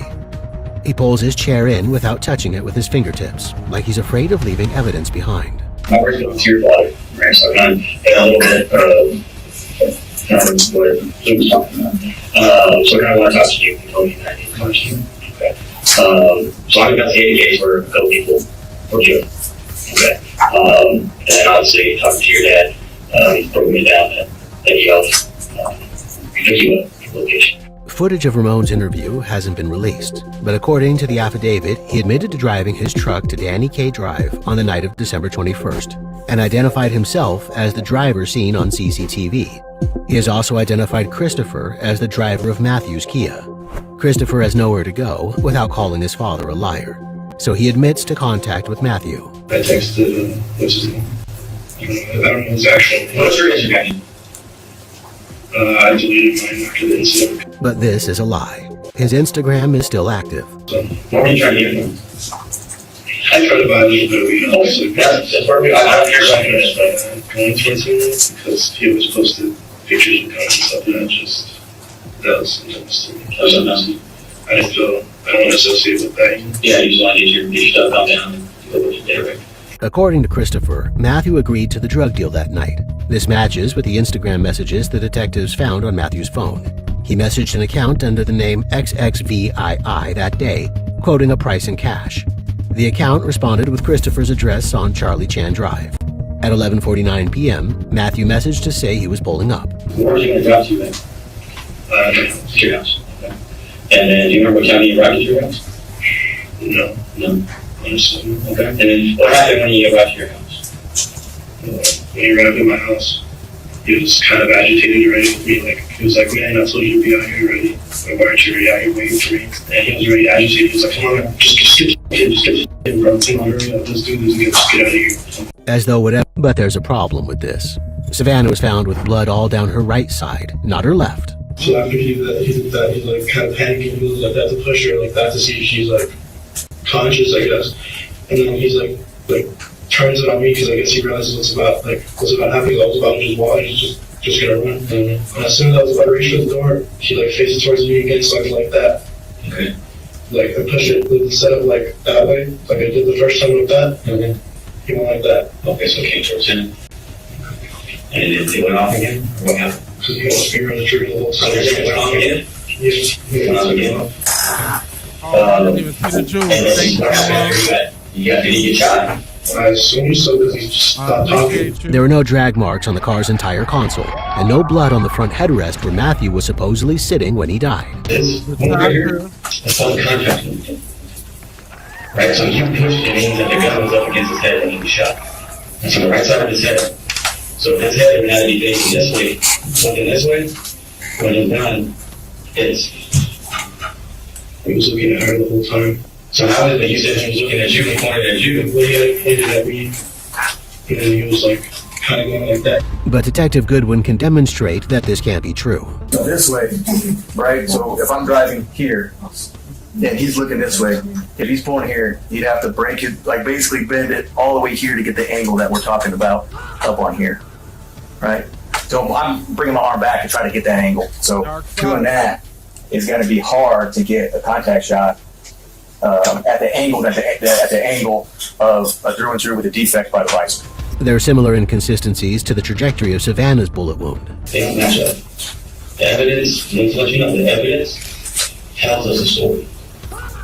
Okay? And what you're saying of pushing the weapon and things like that, it doesn't add up. The detective leaves him there, convinced he's lying. And he is, about a lot of things. His home cameras do store recorded footage, and when the detectives get a hold of it, it throws everything into question. At 11:50 p.m., Christopher is seen heading out to meet Matthew's car. He's gone 2 minutes. Then he runs back into frame at 11:52, looking panicked. 30 seconds later, he hurries back to the car. Christopher claimed he didn't get out of the car at all. He also claimed he only called his dad for help, but his mom and his dad are both seen on the security cameras hurrying to get in the truck. His mom looks around for Matthew's car before she does. As the suspect truck leaves, do you make any observations about the bed of the truck? So when you look at the video, the bed of the truck as it's leaving, the driveway is flat and center on the defendant's dad's vehicle. The truck bed is uneven when it arrives at the apartment complex 4 minutes later. Sometime in that 4 minutes, something large was stored inside it, maybe the size of a person. This evidence presents the detectives with a different version of events. Christopher lured Matthew to his home and killed him, and Savannah as well. But why? It's more CCTV that will lead the detectives to the answer. Matthew was seen on his apartment building's CCTV at 8:44 p.m. on December 21st. I can observe some jewelry on his neck and what appears to be rings on his right hand. No jewelry or rings were found on his body, and his wallet and Savannah's purse were also missing. In the course of the investigation, the detectives carried out a search warrant on Matthew and Savannah's apartment. At first, they didn't think they'd found anything of evidentiary value, but then they noticed something. When officers carried out a welfare check on December 23rd, there were purses on the wall in the master bedroom. When they came back on December 28th, those purses were gone. And let's not forget the missing gun and money mentioned by Savannah's family. Now, with their suspects identified, they get a warrant for the GPS history of Ramon's truck, and they discover that it traveled to the apartment complex on December 24th, the day after the welfare check. It's also seen on local CCTV. And so a potential motive begins to emerge. Christopher claims Matthew tried to rob him, but the detectives now believe it was the other way around, and it cost Matthew, Savannah, and their unborn son their lives. With them dead, Christopher ransacked their place for valuables. Christopher is charged with 3 counts of capital murder. His father is charged with abuse of a corpse for allegedly helping to cover it up, and Christopher's attorney directs blame towards his parents during the trial. The gun believed to be the murder weapon was found in his parents' closet. But in the end, Christopher was the one inside the Kia, and the one who pulled the trigger. Count 1, capital murder of more than one person in the same criminal transaction. Verdict form. We, the jury, find the defendant, Christopher Ray Preciado, guilty of the offense of capital murder as charged in count 1. He is sentenced to life in prison. At his hearing, the families made victim impact statements. You took Matthew, and you took their unborn son. He didn't even have a chance to live. Not one day. Matthew was my brother. He's my best friend. And I just want to say, you are a very stupid person, and I can't believe you and your common attorney wasted everybody's time. That pathetic excuse of self-defense. I hope wherever you go, they know who you are and what you did, and they treat you accordingly. Christopher's father's trial was scheduled to start on May 11, 2026, but it has been canceled and not reset. All charges against his mother have been dismissed.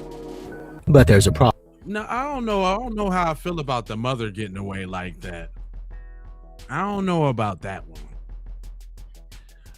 But I appreciate y'all raining down on me and supporting the channel. Thank you so much. For everybody that's new here, make sure you hit the like button and subscribe. And also, there's 2 streams. So if you want to see the video very big, we got a landscape version. If you're over there on the portrait version, that's how most of y'all come in. So if you click on the channel and go to the channel and pick the video that has the least amount of viewers on it, that's usually the landscape version, and then you can see everything real big, read the subtitles, that kind of thing. But I appreciate y'all rolling. I got another one. Let's keep it going. 6:47 p.m. Jacqueline Medina rushed home looking for her daughter, who had just missed the Christmas parade. Jacqueline searched the apartment, called people she knew, and checked everywhere she could think of. Then, at 6:55 p.m., she walked into the bathroom.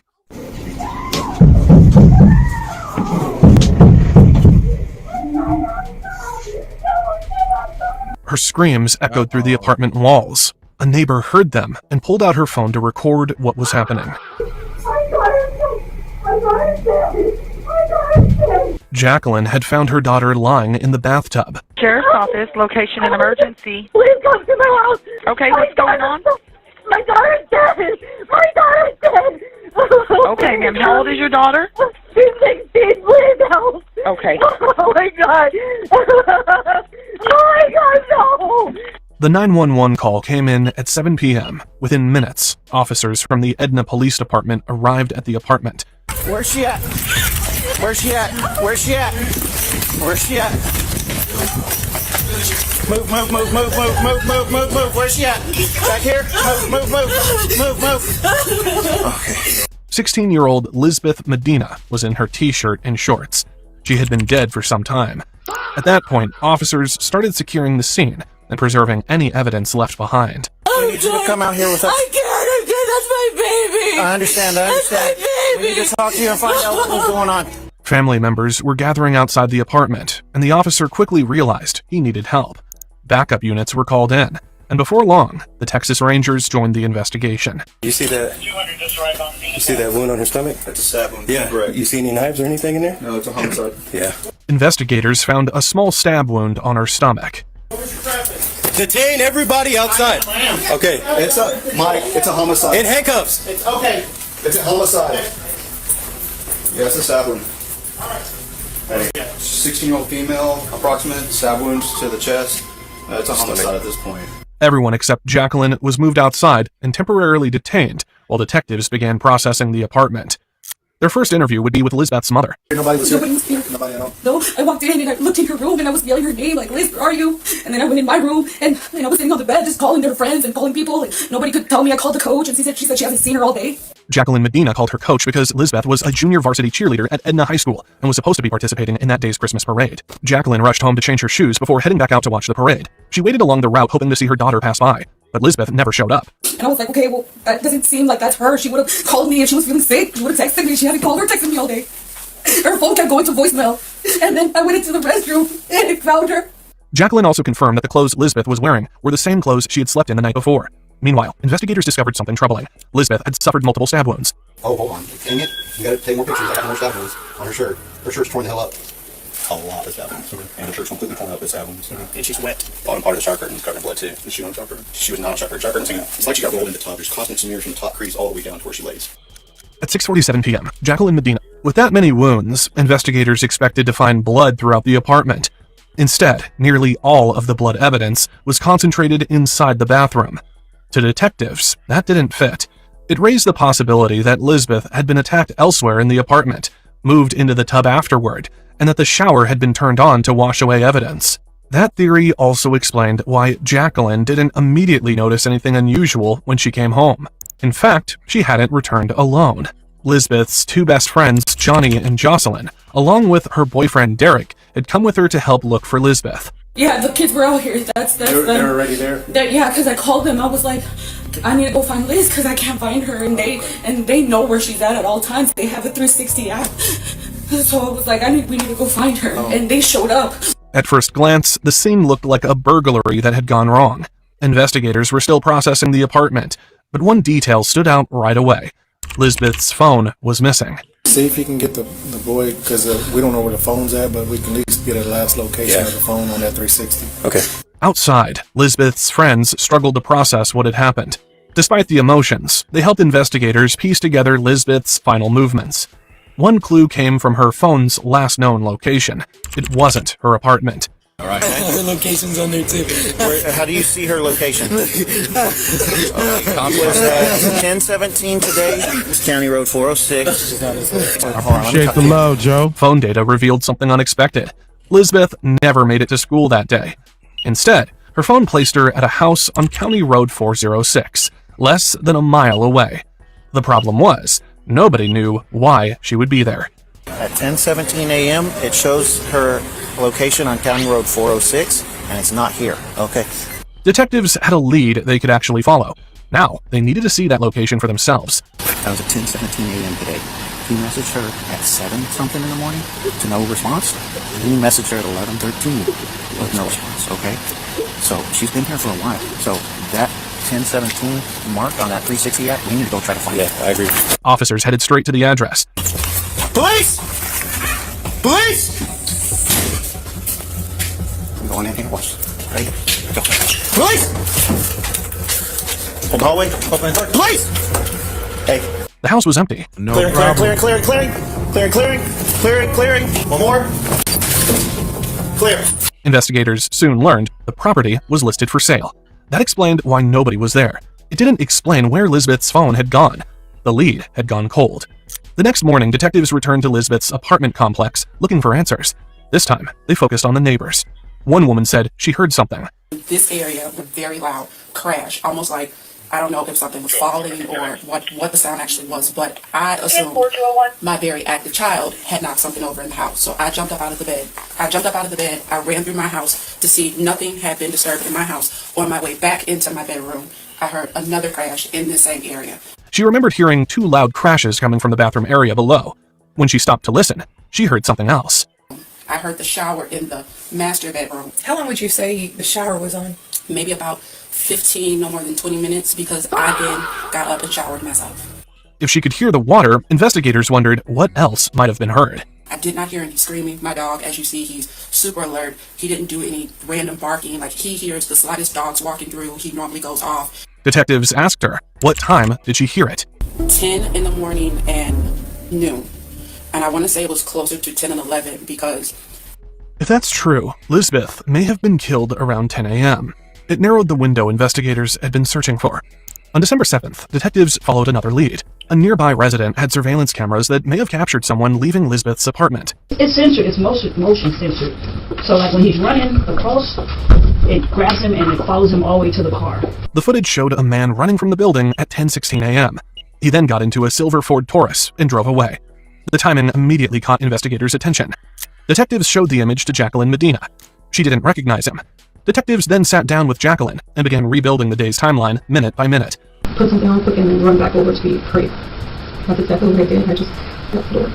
And when I got home, I had seen her car, which was awkward because usually she would take to school. And since it had been making noise, we waited until the last 12 went by. And I said she didn't show up. And the kids, which was Jocelyn, Johnny, and Derek, were across from me. It was a quick stop at the house, but still, she noticed something that seemed unusual. At the time, she didn't think much of it. She assumed someone may have given Lisbeth a ride to the parade. So she left and hurried to the event. So I decided to drive back to the house. So I decided to, Johnny called me the house. And Johnny called me when I was on my way to the house, and he said, where's Liz? Tell me she wasn't going to be in it. But since she was sick before, the day before, I said maybe she felt sick and didn't feel like participating.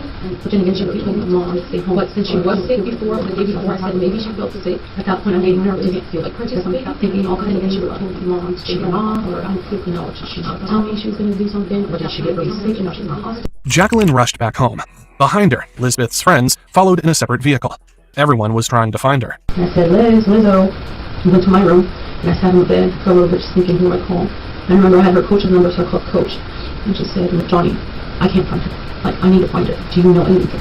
And he said, no, but we'll help you find her. So they made their way to my house. Before any of Lisbeth's friends could make it inside, Jacqueline walked into the bathroom. I can't find Liz. And he said, what do you mean? She's probably just there, just relax. Like, you're getting crazy for no reason. And I said, no, I can't find her.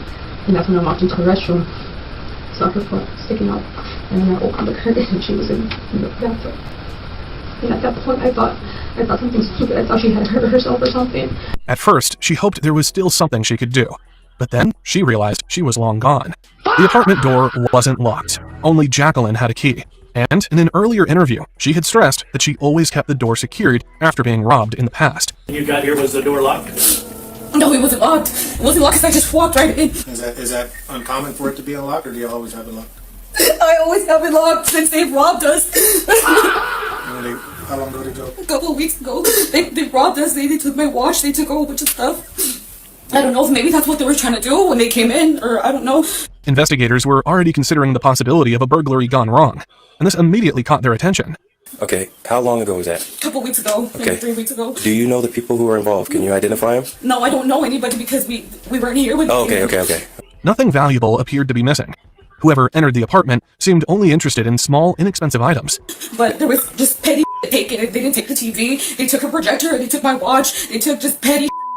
For the next 4 days, detectives interviewed friends, relatives, classmates, and anyone connected to Lisbeth Medina. They were searching for 2 things: the reason and the person. Your friends? Yes. Did you know her really well? Like her Yes. friends and her dating relationships? Anybody that you suspected that would have committed the murder? No. Okay. Who's she dating at the time? Well, thing is, I knew her and Joshua Jimenez. He's from Victoria. They had broken up maybe and then Joshua was like best friends with Derek, and Derek was the boy she was talking to before she passed away. Could the answer be hidden somewhere in her relationships? Was he ever abusive? Maybe verbally abusive, but not physically abusive. There was a BB gun inside the room. Oh, okay, all right. Yes, airsoft gun? yeah. BB gun? Okay. So detectives turned their attention to something else. The hoodie worn by the man seen on surveillance footage. Would you ask him if he has this shirt right here? With that logo? Oh, No? He said no. While that conversation continued, another officer found a phone in Leonardo's room. They called in the 16-year-old brother. Which one is it? This one right here. Where'd this phone come from? No, that's my phone. That's your phone? How long have you had it? 2 years. 2 years? Does it work? Yeah. So is that the phone you use? You call people with? No, that's my phone. Okay. That's just coming for games. That one's just for games? Yeah. Okay. I just found it. You just found it? Yeah. Where'd you find it at? My brother gave it to me. Okay. It's like a long time ago. What's your name? Leo. Leo? Okay, when did your brother give you that phone? Today. Today? Yeah. Okay. Have you been texting people? No. No? You sure? Raphael voluntarily agreed to provide a DNA sample and accompany investigators for a formal interview. Raphael was transported to the station. Meanwhile, another team stayed behind and continued searching the house. Then came another discovery. A hoodie matching the one seen on surveillance footage. And it's like a brown logo, so I can see why he's wearing those brown shoes with bleach on it. A background check added another piece to the puzzle. A year earlier, Raphael had been arrested for burglarizing a building. Investigators immediately took notice. Lisbeth's apartment had been burglarized just weeks before her murder. The connection was hard to ignore. Because this is from a previous burglary on November the 13th. We have the box in our office, or at least one box. Then they found what they had been looking for, hidden inside his closet. That's it. That's it? That one?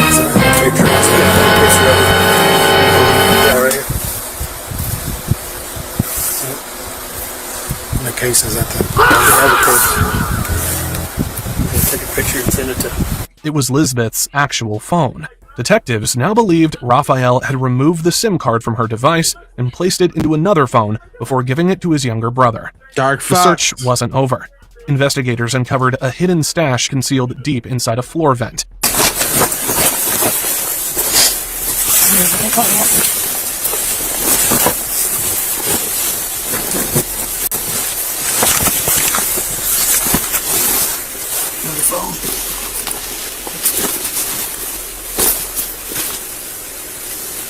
It's the personal. Something back in here.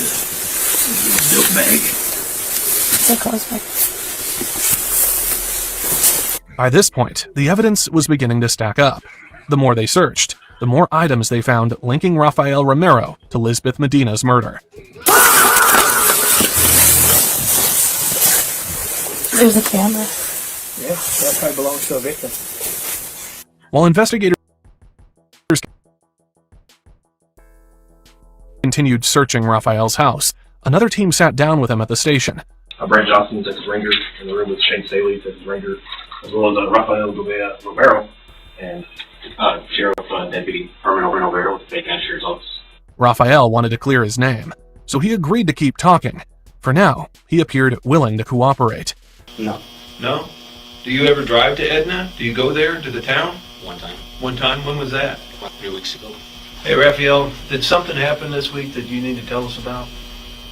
You sure? Nothing happened that you feel like you need to tell us about it? Seguro. Sí. Que no hay nada que pasó. Investigators put Lisbeth's phone record in front of them. Do you see it? ¿Sí lo miras? Sí, uh-huh. I know who that phone number belongs to. Él sabe de quién la persona es de ese número. And that's why we're here talking to you. Y por eso estamos aquí hablando con usted. And your brother said that you gave him the phone and that this SIM card in the phone you put in it. That's why we're here to talk to you. Because you were in Edna earlier this week. And I know you were in Edna earlier this week. That you know about this SIM card, then we can start moving forward. Because you got this card somewhere. He said that he was cleaning up the house and he found the phone and Okay. it was dead and he gave it to his friend. I know you're lying. That's not right. Okay? I know you were in Edna earlier this week. Okay? People saw you in your gray car in Edna. Is that your shirt? Yeah. Yeah? Oh, yeah. Yeah. That's your shirt, isn't it? Okay? They saw you in that shirt. La persona te miró en esa camisa. He said he doesn't use that shirt right now. Okay? He said he didn't go this week. He went about 2-3 weeks ago. I believe you went 2 or 3 weeks ago, too. I think that's right. You went 2 or 3 weeks ago. Huh? Projector headphones. So you went 2 or 3 weeks ago to Edna, and you went to an apartment complex in Edna. Fuiste a un apartamento allá en el... No? There was a BB gun inside the room. Oh, okay, all right. That's airsoft gun? yeah. BB gun? Okay. So, sitting outside one of the interview rooms was Derek Lugaro. The Rangers wanted to speak with him again. Not because he was a suspect, because of something that had just happened on his phone. 4 days after Lisbeth's murder, Derek received a response to messages he had sent to her phone. I said, Liz, I miss you. And it said, not me. I was like, and then right after I said, not me, I called her, and they were all like, record, right? Let me restart it for you. Someone had picked up Lisbeth's phone, and someone was answering her messages. Hello? Yeah. Who is this? Derek recorded it and played it back for investigators. Hello? Yeah. Who is this? Somebody answered. And then my dad called me right after, and they hung up. Okay. Yeah, you're good. Turns out, Derek wasn't the only person receiving replies. What time did you text? Today? I texted her at 6:16, and they responded back at 6:17 with okay. The person using the phone had stopped responding to Derek. You say like, yeah, what's up? What are you doing? However that It'll be like, wait, you want to go to the gym? Yeah, today I went to the gym party. When the message went unanswered, they decided to place a call. Yeah, you want me to try to call her? If it doesn't answer, What did she say? who? She's calling you right now. No, call her. Lisbeth, let's go to the gym. It's activated. The phone was still active. Whoever stole it hadn't thrown it away. Investigators quickly pinged the device and got a location. The signal led them to Schulenburg, Texas, about an hour away. A task force was assembled and headed there that same day. When officers arrived, they spotted a silver Ford Taurus sitting outside the house. It looked just like the car captured on surveillance footage. They ran the license plate. The vehicle came back to 23-year-old Rafael Romero. Investigators knocked on the door. Rafael's father answered. Tito, hey, what happened? Is your son here? My son? Yeah, Rafael Leonardo is my son. Is he here? Yeah, both is here. Both are here? Can I talk to him? Sure. Okay. Can we come with you? Sure. Good, gracias. Inside the home were 5 residents. Rafael's father, his mother, 2 sons, and a daughter. Rafael was the oldest of the children. Yes, sir. Rafael? Yes, sir. Hey, how are you? Good. Can we turn this light on, sir? Anybody else here? My wife, my daughter, and my other son. Okay, your other son? What's his name? Leonardo. Leonardo? Yeah, Leonardo. Okay. Hey, you want to have a seat here? We just want to talk to you for a few minutes. You're not under arrest, but would you come down to the police department and talk to us? Okay, the other thing we're looking for some evidence, some property that came from somebody's house. And one of the things is a cell phone. Would he be willing to let us look around and search his room for that object? Yeah. Yes, good. Okay. Do you have a cell phone? You have that one? Yeah. Okay, he's got that one and an older one for a long time? Which room is yours? Very back right. Is it okay if they go in there and look for that other phone? Yes, it's okay? Okay, thank you. Do y'all work? This is right. So far, Rafael had been cooperative. Officers began searching his room. Put on gloves before we touch anything kind of. The phone signal had brought investigators to this address, but now they could no longer call Lisbeth's number. I'm talking? No, it's jammed. I just tried calling. Oh, it's jammed. Yeah, technically jamming it right now. Oh, okay. I didn't know if we tried calling if we could find it, if they unjam it. It's in here now. Before moving in, investigators had shut down nearby cellular signals to prevent anyone from destroying evidence remotely. Did y'all find that other phone yet, Chief? Where they had it jammed. Too bad. We had to let him go. He's going to call it again. Okay. The first search moved quickly. No phone. No obvious evidence. Nothing in Rafael's room connected directly to Lisbeth. So investigators expanded the search. Yeah, he gave his consent to look in there a while ago. The dad did. Just double check that and make sure, but he said we could look in there a while ago. Do you have anything illegal in your room that you shouldn't have? No? Okay. Is it okay if they go in there? Oh, yeah. They're looking for his phone, I guess, so that's okay? The search moved to the next room that belonged to Leonardo, Rafael's younger brother. While officers searched, another investigator continued talking with Rafael. Do you have anything illegal in here? No. No drugos, no pistolas? Sitting. By then, detectives had already recovered stolen headphones and a projector from his room. Those items had been taken during the burglary at Lisbeth's apartment 3 weeks before her murder. That's yours? Okay. That came from an apartment in Edna. Eso vino de un apartamento allá en Edna. No. They got your picture. Ese lo tenía antes de comprar mi tele, usaba ese. He said before he got his TV, that's what he used. Raphael denied everything. So, detectives started laying out the evidence piece by piece. ¿Te parece a ti? It looks like you, doesn't it? Huh? That doesn't look like you? Here, let me zoom in. And we found that shirt in your closet, right? Y hallaron esa camisa en el I just showed you that shirt, right? How about this? It look like you? Tenemos más fotos. Okay, es tuyo. De tu carro. Oh, at the apartment complex. Ahí en el apartamento. So can we move forward? Can we stop lying? You were at the apartment. Di la verdad. That's you. Your car's at the apartment. I'm not going to show you all the pictures, but there's more pictures of your car. No te voy a enseñar todas las fotos, pero... So while we're here talking, the only way you can help yourself is to tell the truth. The whole truth. Don't leave parts out. Eventually, the evidence became impossible to explain away.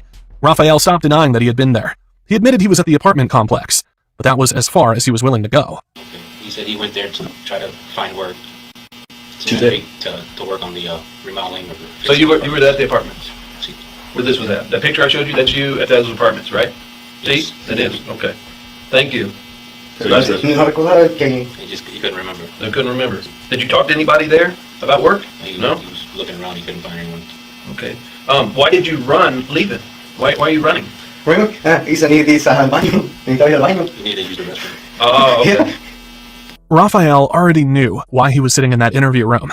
Still, nearly 90 minutes into the questioning, detectives finally reveal the real reason why he's here. No? You sure? Sure. I'm going to ask you one time. Sure. You don't know that girl? Okay. That girl, that's her SIM card that you put in that phone. And she lives in that apartment. Now, I don't think you wanted anything to happen to her.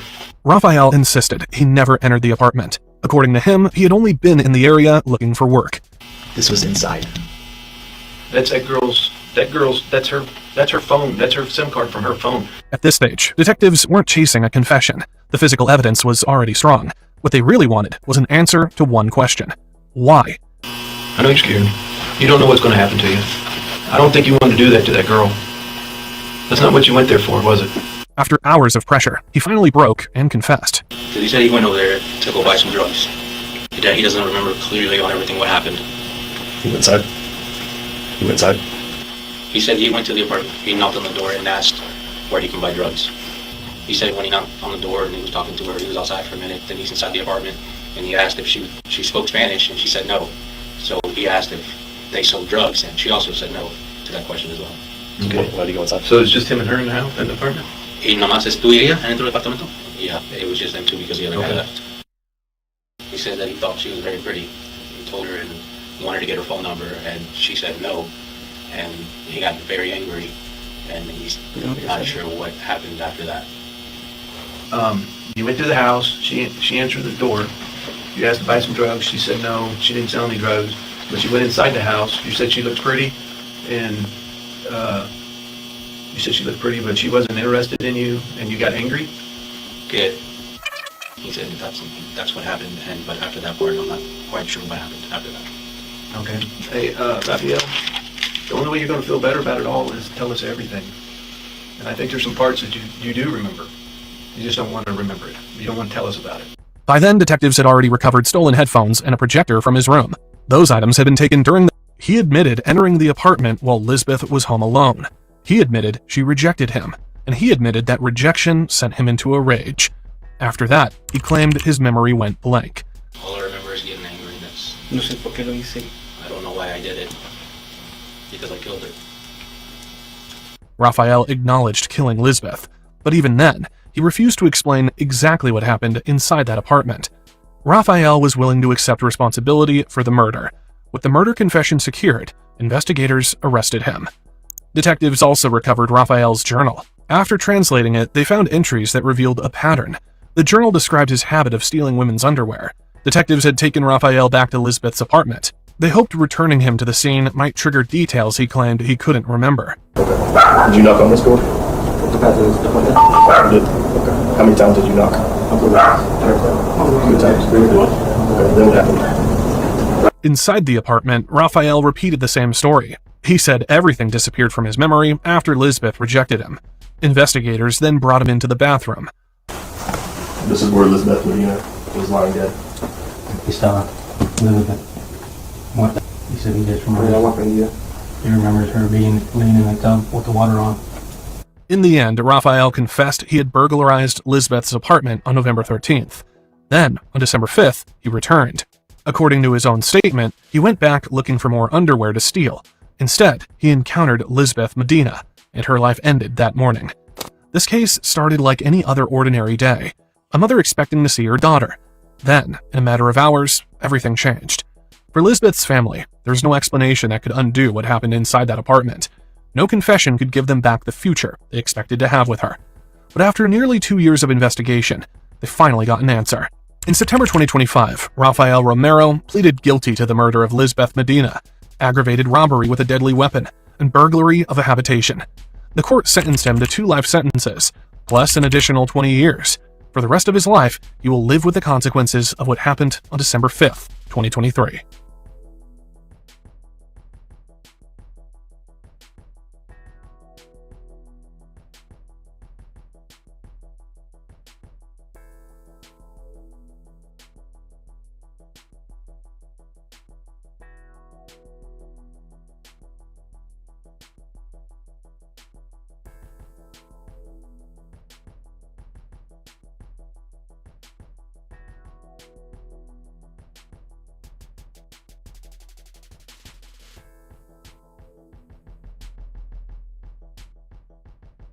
Oh, my bad. I had to mute on. My bad. Thank you. Which one was the worst crime, man? I need to know from y'all. Some of y'all been rolling since the first crime. Which one do y'all think was the worst? Because I think it was old girl, the trans girl who got rid of her mom and her mom's boyfriend. That was sinister. I think that was the most. This was pretty wild too. You know what's scary about this one though? I might even have to give it to this one simply because like that's the scariest thing that could happen. Some random person just come into your crib and do you like that? Especially to be a woman. Thank you, Ashley. Y'all say the trans one? I don't know. It's between this one and the trans one because I don't know. It's like, what's scarier? Getting done in by somebody you know or getting done in by somebody totally random? Because that was like a totally random one, right? But then, okay, it's scary to be done by somebody random. It's even triple dog double scary to be done in by somebody you live with. You say this one? Yeah, man. I don't know. Well, listen, man, it's over 3,000 people between all the 3 channels. Shout out to Jay Lava's channel. Shout out to Keep It P podcast channel. Shout out to Keep It P Raw. I know y'all come in on that portrait scrolling on them reels. So I'm glad I caught you. I'm glad you stayed. Now, seal the deal with a subscribe, with a like, and the bell for notifications so that you know every night when I get ready to do this. We do this at night. And shout out to the chat tonight. Wasn't too many fools talking no BS. I love it when we have a nice, just crime-free chat. I seen some people try to make it political, but y'all ignored them. Shouts out to y'all. Shouts out to y'all. Welcome, Crystal. Welcome, Crystal. Welcome, Crystal. Yes. Johnny, welcome, y'all. Welcome y'all to the new family members, Matter of fact, listen, y'all in for a treat since there's so many people. I usually do this on the Keep It P podcast, but I'm going to go ahead and set it off one time for tonight. Can we get a roll call? Can we get a roll call to see who's in here tonight on some crime tip? I got a special roll call song. This is your opportunity to say the city, state, or country where you from. Before y'all leave, hold on real quick. Let's do this roll call. roll call music, y'all. I want to see where y'all at. I should have thousands of people telling me where y'all from. Come on. Yo, AZ up in here. New York up in here. Hey, New Jersey up in here. United Kingdom up in here. We got Atlanta, Georgia up in here. Hey, come on. We got England in here. We got Phoenix, Arizona up in here. We got Inglewood, Michigan, Louisiana, Lake Charles, Louisiana, Tucson, Arizona. Hey, we got the land. We got Alabama. We got Miami 303. We got Salt Lake City, Utah. We got San Diego, California. The UK is definitely up in here. We got Pasadena, California, Texas, Boston, Massachusetts, South Jersey, Greensboro, North Carolina, Sterling, Alaska, Las Vegas, baby, 310. Birmingham, UK, Hartford, California. Hey, Craig in the house all the way from Orlando. We got Florida. We got Folsom, California. We got South Carolina. We got California, Miami, Michigan, Minnesota, ATL, Texas, howdy. Woo! We got Germany in this thing, Connecticut. We got Banff, Alberta, shout out to Canada, Wichita, Kansas, Hungerstown, Maryland, Texarkana, Arkansas, LaForte, the DMV, Louisiana, Denver, Colorado, Ohio, what up, from Bay City, Michigan, Queensbridge, Oregon, hey, England, Altadena, DC, hey, Marietta, Georgia, Hartford, California, come on, Florida, Gulfport, Biloxi, Mississippi, Baltimore, Maryland, Germany, Wichita, Kansas, Baltimore, Hattersfield, England, Jacksonville, Florida, Clarksville, Tennessee, Alabama, Bay Area, Irvine, California, Toronto, Canada, Vineland, New Jersey, St. Louis, Oregon, Connecticut, Detroit, what up, though? Denver, Sydney, Australia, Marietta, Georgia, Wichita, Kansas, Sacramento, California, Ocean Springs in this junk. Shout out, Justice for Nolan. We got England in here again, Clarksville, Tennessee, San Francisco, California, Athens, Pennsylvania. So many names, I guess I gotta keep the music rolling. We got Dublin, Ireland up in here, Florida, NE, Ocala, Montana, woo, we thick. Sweetheart, Texas, Louisville, Kentucky, North Korea.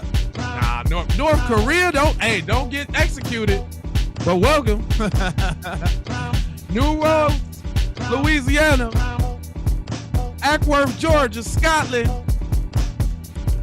Vineland, New Jersey, Brighton, England, Milwaukee, Wisconsin, Scotty in here, Auckland, New Zealand, Brightmo, Michigan, Ashtabula, Ohio, Vallejo, Irvine,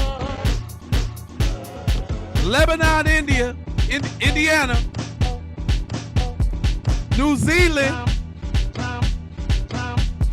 Carluke, Scotland, Hawaii, hey,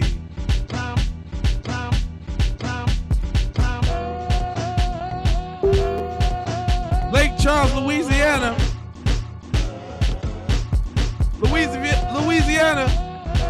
Louisville, Kentucky, Austin, Texas, hey, Syracuse, Mississippi, McMinnville, Tennessee, Cape Town, South Africa, Brownsville, Brooklyn, New York, Strong Island, Vermont. Hey, we even got New Zealand in this thing. Lava got Koreans taking risks, baby. Oklahoma City, Belize,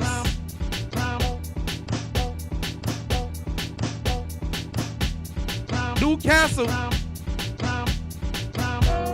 Mike Hawk, Ohio, Georgetown, South Carolina, Tucson, Arizona, Cape Cod. Yee! Yes, sir. New Zealand in the thing. Edinburgh. Scotland on a Saturday morning. Hey! Virginia Beach. Virginia Beach.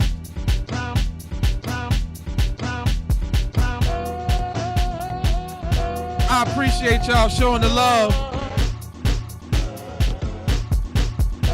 Keeping P Podcast is definitely a global show. Fishkill, New York in here. Dublin, Ireland in here. Bubbling in Dublin. Hey. Newport, Rhode Island. We done touched all 50 states. Compton. This nigga said Uranus. You ain't say Uranus, fam. We ain't intergalactical, is we? So yeah, all of y'all that's in here who stuck around, we had a bunch. Maybe they couldn't, maybe they too uptight and couldn't, sometimes you need a release after all the crime, all of that bad evil spirits. That's how you cleanse the evil spirits. You come through with a little of that. What's that? This nigga keep trying to get me say D's nuts, Germany. You're not even clever enough. Like I can't understand what D's nuts is. Come on, man. Oklahoma up in here. We got Cayenne, the hot pepper lady. Shout out to all my members and mods. I see y'all working hard. Shout out to all my members. You better thank a Keep It P Podcast member. I encourage all of y'all to become members as well and support podcasts that be putting out bomb content like myself. You know what I'm saying? Thank you for the Jews. Austin, Texas, I still see you, baby. You know what I'm talking about? So tomorrow, since I'm getting to bed early tonight, I'm going to try to do an early stream tomorrow, a little earlier than like maybe my 3 or 5 o'clock stream. So I might do some early morning crime. I know we got some interviews and all of that to get through tomorrow. And yeah, man, I appreciate y'all rolling with me. Chris, you the best, Chris. Thank you, fam. You stay in my corner, fam. I appreciate that, broski. Hey, thanks for the jewels. I appreciate you. Hey, well, drop a super chat. George, I appreciate that. You know what I'm saying? Bless me. You know what I'm saying? Put the blessings on me, boy. Is what I'm trying to tell you. Don't make the old man come out now. Anyway. Any special requests or anything before I go? Because sometimes I don't be wanting to jump off stream, man.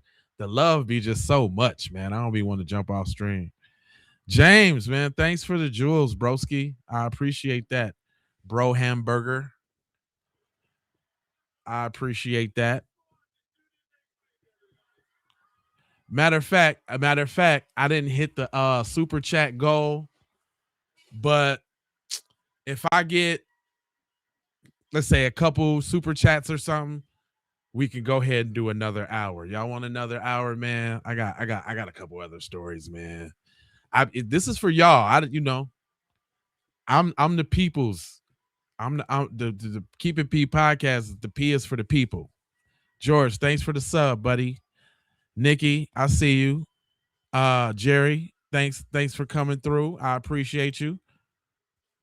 Rombo, I see you. He's like, one more. Go ahead, keep the party rolling now. It's all love. I appreciate you, Joe. Joseph, yep, I seen you. Stephanie, I see you. I see you in there with the little request now.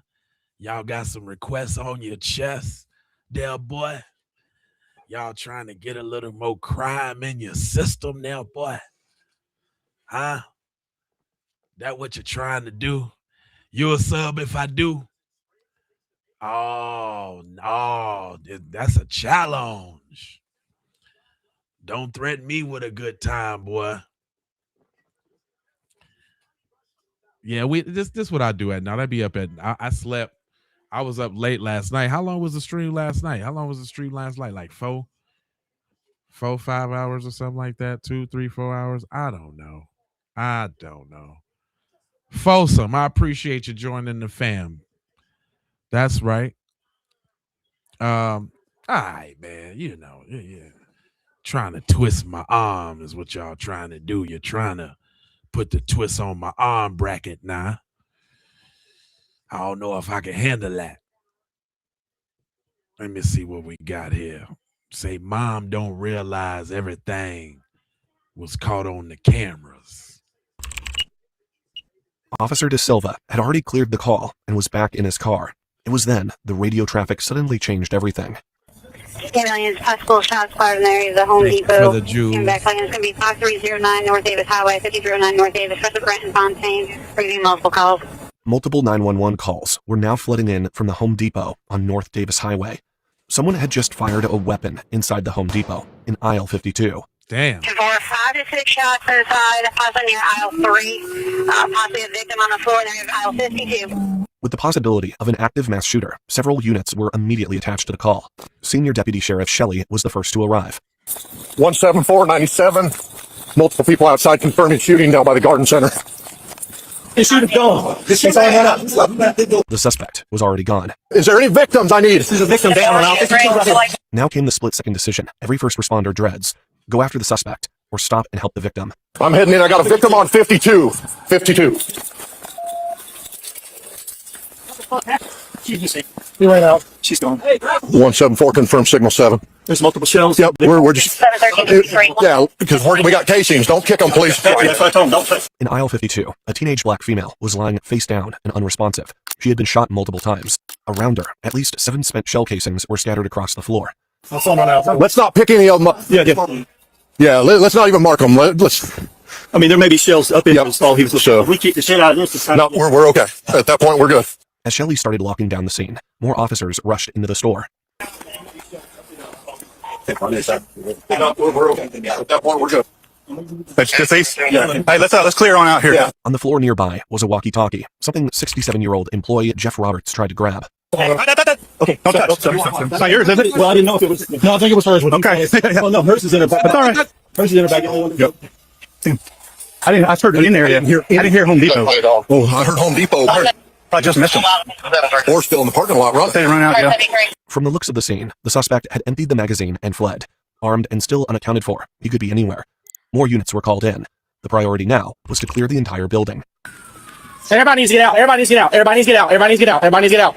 Everybody needs to get out of the store. Everybody needs to get out of the store. No, but Johnny starts at that one. So it's confirmed he left the store. Left the store. That's okay. Back in aisle 52, the violence of what had just happened was hard to ignore, but the officers had no time to dwell on it. The scene had to be secured, and the store had to be cleared. Hey, have we cleared the entire store yet? No, but let's get a manager and get everybody out of the store. Yeah, let's get everybody out. You got this? Yeah, I got this. They said they went running. Yeah, but we're gonna work. Yeah. Just don't let anybody else. Steve, out. We're close. I work here. Okay, very good. We're gonna need that. Can you get on that right? We're gonna grab the video. Can you get on that right away? Yes. CCTV would help piece it together, but that would have to wait. Right now, every civilian still inside needs to get out. No. Out. Did you see where he went? He did. You have to stay out, right? You have to stay out. Okay. Officers began taking positions. We've already got an entry team. We're clearing building out. Have everybody hold their position. They moved aisle by aisle, weapons up, clearing the store section by section. He said something aisle 3, didn't they? Must be right up front. Going in the lighting section, yeah, he's down. There's that one down, yeah. Oh, I can have the guard there. Then, suddenly, an alarm started going off from the back of the building.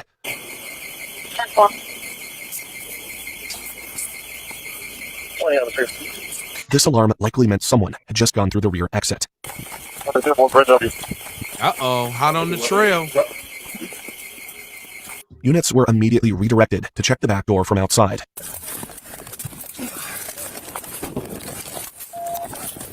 Two got the officers heat. broke off and ran toward the rear exit, hoping to intercept the suspect. That way!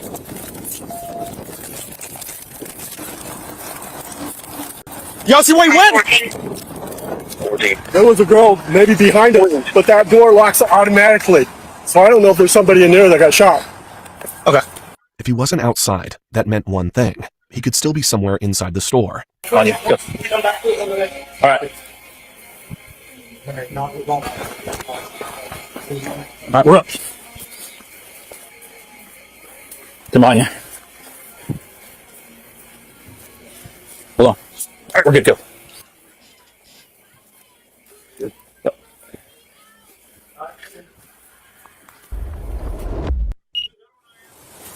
Hey. Good. Are there people inside Home Depot currently clearing it? So we don't know the suspects out there, right? From a lot of people that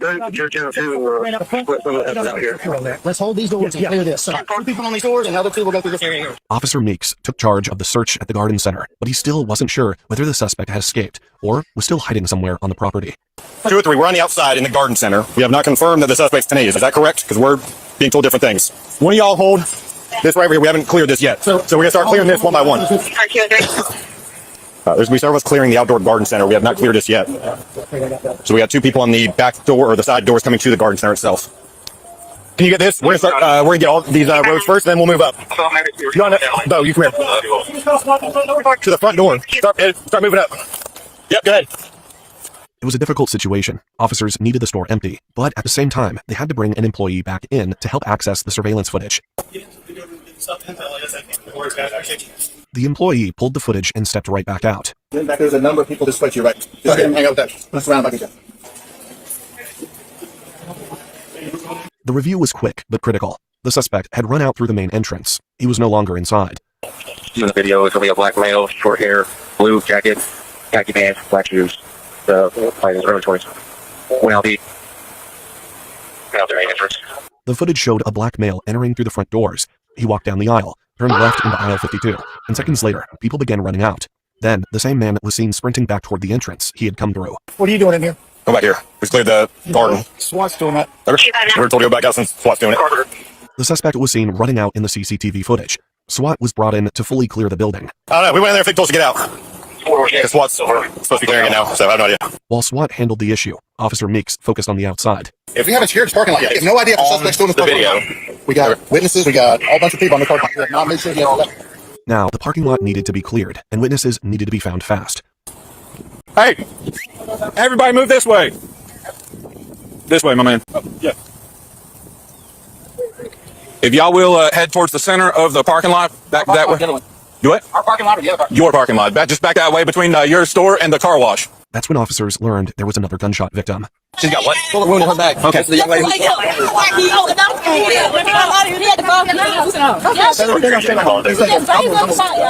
That's Tiana Thomas. She was working in the same aisle 52. When the shots rang out, she turned and ran toward the garden center. As she reached the end of the aisle, a bullet struck her in the back. Yeah, that's a strike. That's a strike. Stay right here. We'll get somebody to come look at you. She was taken to Sacred Heart Hospital, where doctors confirmed it was a grazing wound. Tiana Thomas was very lucky. Then, 62-year-old Thomas Villeneuve came forward. He told Officer McCracken he had been sitting in his truck when he saw the suspect running toward him. What happened? Okay. What you got? That's my truck right there. I see my truck. I just loaded up. I saw the truck. I saw the guy run around the corner. He had on a blue jacket, black male, 25 to 30, 6'1", slim build. He had a Glock 19 in this hand running. And when I saw the Glock, I'm like, oh shit. So black male around in his 20s, 6'1", Glock 19. Mostly blue with white stripes on the sweat jacket, workout jacket, zip up the front workout jacket. I think he got in a black Cadillac SRX. I think he got in a Cadillac SRX. I almost hit him. 13 I copies come of for the close, suspect. but he got between the cars. I couldn't hit him fast enough. Officer McCracken quickly pushed that description out over the radio. Blue jacket with white stripes on the front, possibly a Glock 19. Last seen running away from the Home Depot, more north towards the ball. Villeneuve then added something that changed the direction of the search. He believed the suspect was not alone. Someone picked him up. The Cadillac picked him up. What's the vehicle? A black Cadillac SRX. A black Cadillac SRX is what witnesses tell me. He had even tried to hit him with his truck, but the suspect moved too quickly. I knew I should have hit the car. It's none of this is your fault. None of this is your Should've fault. hit the car. Was he saying anything or doing anything? No, he was hauling. He heard me screaming tires behind him, and he just kicked on behind. He was almost certain he got into the Cadillac, but he wasn't 100% sure. Almost had it. Almost had it. Right there. And then, see that tree right there? Yeah. He disappeared. A black Cadillac SRX pulled in front of me. They pulled out of the parking lot at the same time the shots were fired, and he disappeared. He could not have got around that fence fast enough.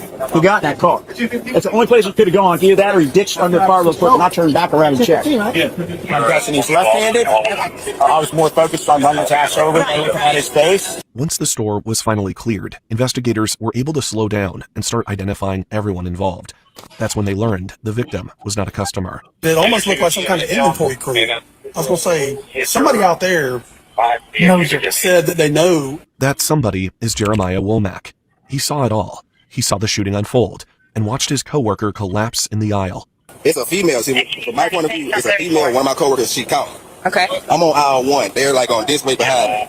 I heard a voice that I don't recognize. I thought he was cussing, but I heard him looking down there because she'd been down counting. He said, "You think I'm playing with you?" or something like that. Like he made a comment, say, "You think I'm playing with you, or you think I'm talking?" He made that type of comment. Unloaded, and he just started shooting. That's it. So it's like, to me, you gotta like. So the victim is an employee. Yes, one of our employees. The victim is one of our employees. Okay. Man, he's a mystery man. We try to figure out if there's somebody that she knows, something like it's like he targeted her. Did you like in their conversation? Did it sound like they knew each other? No, it was happening so quick. And it was just over something she said to him. I don't even think she said something. Like we talked to each other, so it's not like they gotta know each other from outside of work, or he just thought she was talking to him or something like that. Because I know when I turned around, I heard him. It would make me turn around. His voice, he's like, "You think I'm playing with you?" Like in a threatening tone. And when I turned around, all I see him just and he shot like 7, 8 rounds, and he ran that thing. Okay, what is her name? That's why I was trying to get the female. She know her personally. I can bring her. Yep. In came the victim's supervisor, Sheila Aggie. Okay, what is the victim's name? Brooklyn. Her name is oh, okay, I thought that was your name. Brooklyn. I'm sorry. Taylor. Yes, Brooklyn. Brooklyn Taylor. My name is Sheila. I'm sorry. Did you hear or see anything? No, I was in. Okay, and so you. I heard gunshots, and I just. Okay. And how far away were you from this? To be, you must have been close because you heard him. Yeah. And you heard him say, "You think I'm playing with you?" And then next thing you know, like 7 gunshots. I just heard the power. Do you know her at all? Do you know if she has? I know. Does she have a baby daddy? Yeah, my son is her baby daddy. Your son is her child. Have they been having issues? No. Okay, what's your son's name? Keith. The victim was identified as 19-year-old Brooklyn Taylor Sims. She shared a child with Keith Aggie. That's Sheila Aggie's son. Officers handed both Sheila and Jeremiah witness statement forms and began collecting the first detailed accounts of what happened inside aisle 52. Okay, hon. Do me a favor. Just if you can write everything you told me, okay? What you heard, what you saw. Fill it out as best as you can. Okay, I'll put your DL and all that, whatever. Just I need your name, social, date of birth, current address, and all of that on here, okay? Oh, EMS! Get EMS! Somebody, EMS! Come here. Hey. All right. Okay. All right, now! Someone get somebody now! Hey, breathe. It's okay. We're getting EMS, honey. Okay. Her son has a child with her victim. With the suspect gone, the search focused on his vehicle. It's going to be not a Cadillac, it's going to be a silver Malibu. And he's sending a picture of it. The suspect was seen on the CCTV, running through the parking lot and getting into a silver 4-door sedan before speeding east toward Duval Street. And while officers were still processing that lead, another call came in, and this call caught Officer Meeks completely off guard. Huh? Who is? I'm about. The suspect wanted to turn himself in. Who what? Suspect. Not yet, we're about to go. Someone said the city's on the phone with a suspect. Yeah, apparently maybe at AMC, the Bayou right here? Yeah. Law enforcement units arrived at Bayou Plaza, where the suspect was taken into custody without incident. He was shirtless, making it clear he was not carrying a weapon. He was standing right by that stuff, so I'm assuming that's going to be his phone. Okay. He heard over the radio, someone asked where the car was. Yep. We never asked him, but he said, it's in a doctor's parking lot. He said he's not from here, but it's close to a hotel. Okay. His silver Nissan was located nearby in the same parking lot. Also, on the ground, they found his cell phone. Then, another officer handed over the suspect's identity to Officer Meeks. Somewhere like, Sorry for my handwriting. yeah, the Ron McDonald house. Keith, what? There's a Keith right AG. there, I don't know. AGE. Okay. You heard that right. That's Keith Eric Aggie. Brooklyn's child's father and the son of Sheila Aggie. They found no weapon on him. Keith Aggie was dripping wet. He told the cops he drove here and wandered into the woods near a creek and eventually decided to call 911. What body of water did you go through? Was it that way or was it that way? It was that way? Okay. And that's closer to where the car's at? Yeah. Okay, all right. On that call, Keith told the dispatcher he wanted to turn himself in because, in his words, he had made a mistake. Just breathe straight out. Let's move all this stuff into my trunk. Keith was transported to the Escambia County Sheriff's Office for questioning. Can you be real with me? Absolutely, go ahead. Is she still alive? No, she's dead. Thank you for the honesty. Sure. I don't feel I don't deserve a chance. I don't deserve being talked to. Everybody deserves that. By all accounts, he appeared to be in shock. Investigators also began learning about his ongoing anger issues. Everybody calls me crazy. Then now, like now, I want him to die. I want to kill myself. Which is understandable because your adrenaline is maxed out at about 20 right now. Okay? And your body's going to start to slow down. Okay? You probably play football, right? Some kind of sport. I'm past all. I don't know. I'm past all of it. Last time I felt like this. Keith and Brooklyn had been in an on and off relationship for the past 4 years and shared a daughter together. And the 2 other times that you broke her phone? Alonzo. One. Oh yeah, that was 3.5 years ago. Yeah, but what I'm saying, what I'm getting at it was because she's cheating. Yeah, she was cheating. She was lying. He also said Brooklyn had previously taken out a protective order against him, though they still remained in contact, so he could see their daughter. The judge just said a restraining order. He said, and I know y'all have a child, so I'm going to leave that up to y'all. But I don't know how, in guidelines, leave that up to y'all as y'all come to an agreement. Yeah, well, knowing her, if she doesn't like the agreement, something goes side. Right, it's going to be her way or not. It's going to be her way or no way.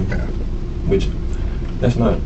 The victim, according to Keith, about 2 weeks earlier, the two had spent the weekend together at his residence. He described the weekend as pleasant, and everything was great. He then walked investigators through the start of that day. He had begun his morning at work at Calvert Steel in Alabama.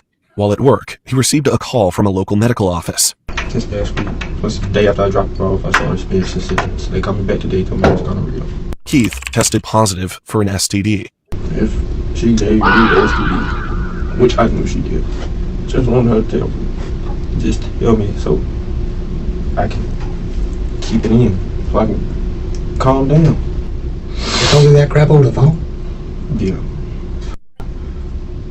It was a whole week. They couldn't even bring you in the office to tell you that? What? That she had gonorrhea, they just... The doctor's office called me. Brandon. According to Keith, what set him off was not simply the diagnosis, but the fact that Brooklyn blamed him for it. I don't care if she texts me or not. If Brooklyn has somebody else, I don't care about that. I'm not mad about that. But she knew she gave me something, and she wouldn't talk to me or own up to it. At least don't block me when I ask you, like, hey, I'm being real with you. If you gave me something, let me know. Well, before me and her hooked up, it wasn't. And with the other person that you've had, you never had these signs and symptoms with her? No. The day after, like the day I dropped her off, when she called me and said I'd call you later, that's when I started experiencing the symptoms. And I stayed up till 7 at night. And because she texted me at 7:30, so I texted when I get to the hotel in the morning. I just texted her, I was like, hey, look, I try to stay up, I'm like, I'm finna take a nap, go to sleep, and all that stuff like that. Which by then I didn't go get the test at Monday because I felt a little tingling. It wasn't burning, but it was tingling, so I thought something was off. I thought, because I've had a UTI for the first time 6 months ago, so I thought it was a UTI again. Gotcha. Doc, thanks for the and jewels. then when I saw the discharge come Rock, out, yellow thanks for stuff, the I was like, oh, jewels. this ain't no UTI. I didn't have this last time. And what was she telling you? Was she blaming it on you? And she played to my mama like I just wanted to talk to her. Appreciate you. I told my mama multiple times, I don't care if we talk, that's okay. I just want to know if she gave me something. He insisted he was not someone who cheated, though he admitted that during a breakup about a month and a half earlier, he had briefly dated another woman. So does she even know that you were diagnosed and had a positive test for STD? I told her like I had something. I was like, be real with me. I was like, did you give it to me? Well, it's probably one of your bitches. I was like, Once he got the results, something inside him changed, and his anger escalated. So is that what upset you more, was the STD, or that she was stepping out on you? yeah, STD. I don't. Brooklyn could live her life. Well, I didn't have no problem with Brooklyn. With Brooklyn being with somebody else. I had a problem with the STD. By his own account, it reached a point where he could no longer control himself. Something investigators noted was compounded by his mental health struggles. Keith said he left work, drove home, and retrieved a 9mm handgun. From there, he got on the road and headed toward the Home Depot in Pensacola. What were you thinking about when you started driving down here? I was mad. Cried a little bit. Stopped the car. Just gonna turn around. At one point, he pulled over on the interstate in Loxley, Alabama, and stopped to think about whether he should keep going. Did you call her? You didn't let her know? I didn't know. I didn't want to. I didn't want to hurt her. But he chose to continue. When he arrived at Home Depot, he parked and walked inside. He knew exactly where Brooklyn would be working because his mother worked there too. He went straight to aisle 52 to speak with her, but according to his statement, Brooklyn turned her back on him. So she just turned her back on you? She had said something like, "Oh, no, this shit," and turned around. Which all that does is make you feel, once again, not hurt, right? Because that's all you're looking for. To him, that moment became the breaking point. He had driven all the way from Alabama to confront her, and in his mind, she dismissed him. Or at least, hey, can we go outside and talk about this or something? Just some kind of acknowledgement. Man, he just gave up premeditated murder. Keep what you doing? I mean, I speak to you outside for a minute. Sure. Because I asked her multiple times for like even week before too. I ain't gonna speak to you for a second. I always ask someone just, hey, can we talk? Can we speak for a second? Do you mind talking to me? Because you're a generally respectful guy. Until she blew you off. damn. Until she blew you off. Then, according to Keith, one of Brooklyn's co-workers laughed at him. That was when he pulled the handgun and fired multiple rounds, killing Brooklyn and injuring 2 others, before running back out of the store and fleeing in his vehicle. He later threw the gun from the window as he drove away. And I know that in the back of your mind, you're thinking about, I hope some kid doesn't find the gun. We found it, okay? So we have it. Thank you. Deputies eventually recovered the firearm near the Mako on Davis Highway. After that, Keith drove to a movie theater parking lot and wandered through the nearby woods. So you just parked the car and got out of it, and that's when you called? I walked the car. I walked the road for a while. Cried. Contemplated. Was angry with myself again. I sat down, and I just, it's like I was back again. It's like, you gotta call him. You gotta call him. Because it's not you.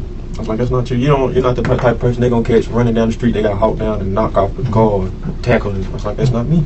It's like, I can't. At some point, the adrenaline wore off, and he made the decision to call 911 and surrender. So did you use your phone when you called 911? Yeah. Okay. Was it still on you, or did you throw that out as well? It was in the parking lot. One of them picked it up. Okay. During questioning, Keith made one request. He asked detectives to let his grandmother know that he was okay. Hello? Hello, Ms. Rivers? Yes, dear. Yes, ma'am. This is Investigator Martinez. The reason I'm calling is because I'm just calling to let you, it's a courtesy call to let you know that Keith is okay. Thank you so much. I appreciate that to the highest. Yes, ma'am. Yes, ma'am. Is there anything that you want to tell Keith right now? I don't even know what to say to him, you know? Okay. Well, he's listening. Oh, Keith? Yeah. Look here. I love you, son. I don't know what happened, but I love you. And, hey, I'll be hearing from you, seeing you or something. Thank you. All right, Ms. Rivers. I'll stay in contact with you. I'll send you that information. All right, so I sure appreciate that. Yes, ma'am. No doubt, right? Man, you gotta know it to know what you mean. Right? You gotta know to know what you mean. Investigators also tried reaching Sheila Aggie so she could speak with him, but she never answered. By that point, the case had already taken a devastating turn. Why would she talk to a killer? So I know why your mom didn't answer. She's in the hospital. Yeah, she got a little overwhelmed with everything that was going on, and she passed out. And when she did, she kind of conked her head a little bit. So she's okay, but that's why she's not answering. But what I'm going to tell you about that is that this whole thing caused her to pass out. That tells me that she cares a little more than you think. With the interview winding down, it was time to move into the formal process: paperwork, charges, and booking. Been on, Barrel? I know we signed it, but can you raise your right hand? You swear that what you told me today is the truth, to the best of your knowledge? To the best of my knowledge, yes, sir, is the truth. Okay. The investigators left Keith alone for about an hour. When they came back to check on him, Keith said there was something else he needed to confess. Something involving his mother, Sheila. Can I talk to you for a second? Yeah. For sure. I know y'all got my phone. Yeah. And stuff like that. I had text my mama beforehand. You text your mama what? I had text my mama beforehand. Okay. Okay. And, ain't no sense in holding, feel me? Y'all got my phone. Y'all got to open it, give it to me. I was lying when I said, I was like, You know what I do? I was like, I'll shoot somebody in front of the police and get away. I was talking shit, obviously, but I knew it didn't matter then. But still, it's like the only thing, all the shit's coming back to me at once. And that was today you text her that? Gotcha. Cause I was just telling her, like, I just want to die. I was like, but she's like, I'm going to jail. It's like, jail, hell. She's like, I want the police to kill. Like I told her, I was like, I just want the police to kill. Well, I'm so glad you didn't make that decision. Then, according to Keith, one of Brooklyn's co-workers laughed at him. That was when he pulled the handgun and fired multiple rounds, killing Brooklyn. Keith Aggie was booked into the Escambia County Jail and held without bond, pending his first appearance in circuit court. 3 days later, detectives pulled data from Keith Aggie's phone. What they found changed the direction of the case. Among the recovered data were deleted text messages between Keith and his mother. Because of what those messages suggested, investigators traveled from Florida to Alabama to interview Sheila in person. The reason why we're here, we want to talk to you, is about what happened on Friday. Yes, sir. Okay. I know the deputies that arrived on scene tried talking to you, and once, like I said, I think you had a medical emergency, and then they ended up having to transport you over to the hospital. Is that correct? You didn't go to the hospital? Okay. That was my misunderstanding. I thought You were checked out by an ambulance. Yeah, I think, and they just checked my blood pressure and took my finger. I got you. Okay. When they sat down with her, investigators got straight to the point. Did she have prior knowledge of what Keith intended to do? Did you know that he left his job that day? I didn't know until afterwards. Okay. Would it surprise you to find out that the text messages on Keith's phone weren't deleted? What? Between you and him that day? Between me and him? I mean, no, it's surprising. It would surprise you. What? Would it surprise you that I have 32 pages of y'all's text messages? No, that doesn't surprise me. Okay. Do you want me to read some of those? I think you can. I mean, you can. If you want to, sir. According to the timeline, it all started with a phone call at 10:35 that morning. So at 10:35 a.m. on Friday, this phone call was received from the Greater Mobile Urgent Care Clinic. So they called Keith to let him know that his test results came back positive for an STD.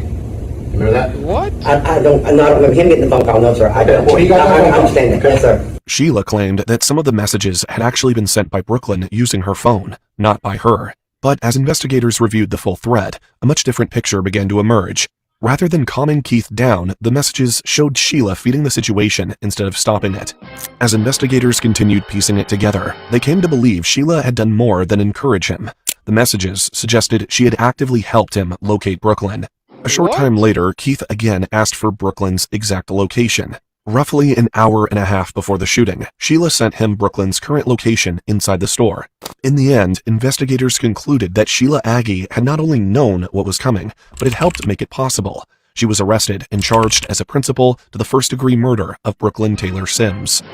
Days before the murder, Brooklyn had sent Sheila a photo from a doctor's appointment dated August 5th.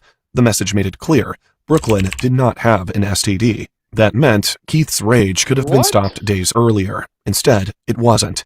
Brooklyn Taylor Sims was only 19 years old. She went to work that day and never made it home to her child. Both Keith Aggie and Sheila Aggie were ultimately convicted of first-degree murder and sentenced to life in prison without the possibility of parole. What makes this case hit so hard is that it was not unavoidable. There were several moments where this could have stopped. Keith Aggie was booked into the Escambia. Man, that was a good last one, man. All right, while I got all y'all in here and y'all ain't left yet, go ahead and hit the subscribe button. Make sure you hit the bell for notifications so y'all can be alerted each and every time I go live. This is the 5th case for the night. We get down like that. I'm Jay Lava. I scour the internet so that you don't have to. I appreciate y'all stopping through. Shout out to all the people that dropped some jewels and dropped some super chats. Shout out to all my crazy mods that be riding with me on these late night excursions. Shout out to everybody that just became members this month. I really appreciate the support. And as always, I will continue to give y'all nonstop late night crime drama. I'm Jay Lava. I ain't gonna hold you, but I'm emoji foja and scold you about being on code. You know I got 4 words for you. Go ahead and subscribe for the vibes, like for the spike, comment your vomit, share if you care about getting Black empowerment everywhere. Please do that on the platforms that we are on, Jones. And just to bring it on home, I got love, peace, blessings, and aloha. I'm out the Doha for Shoha. You already know.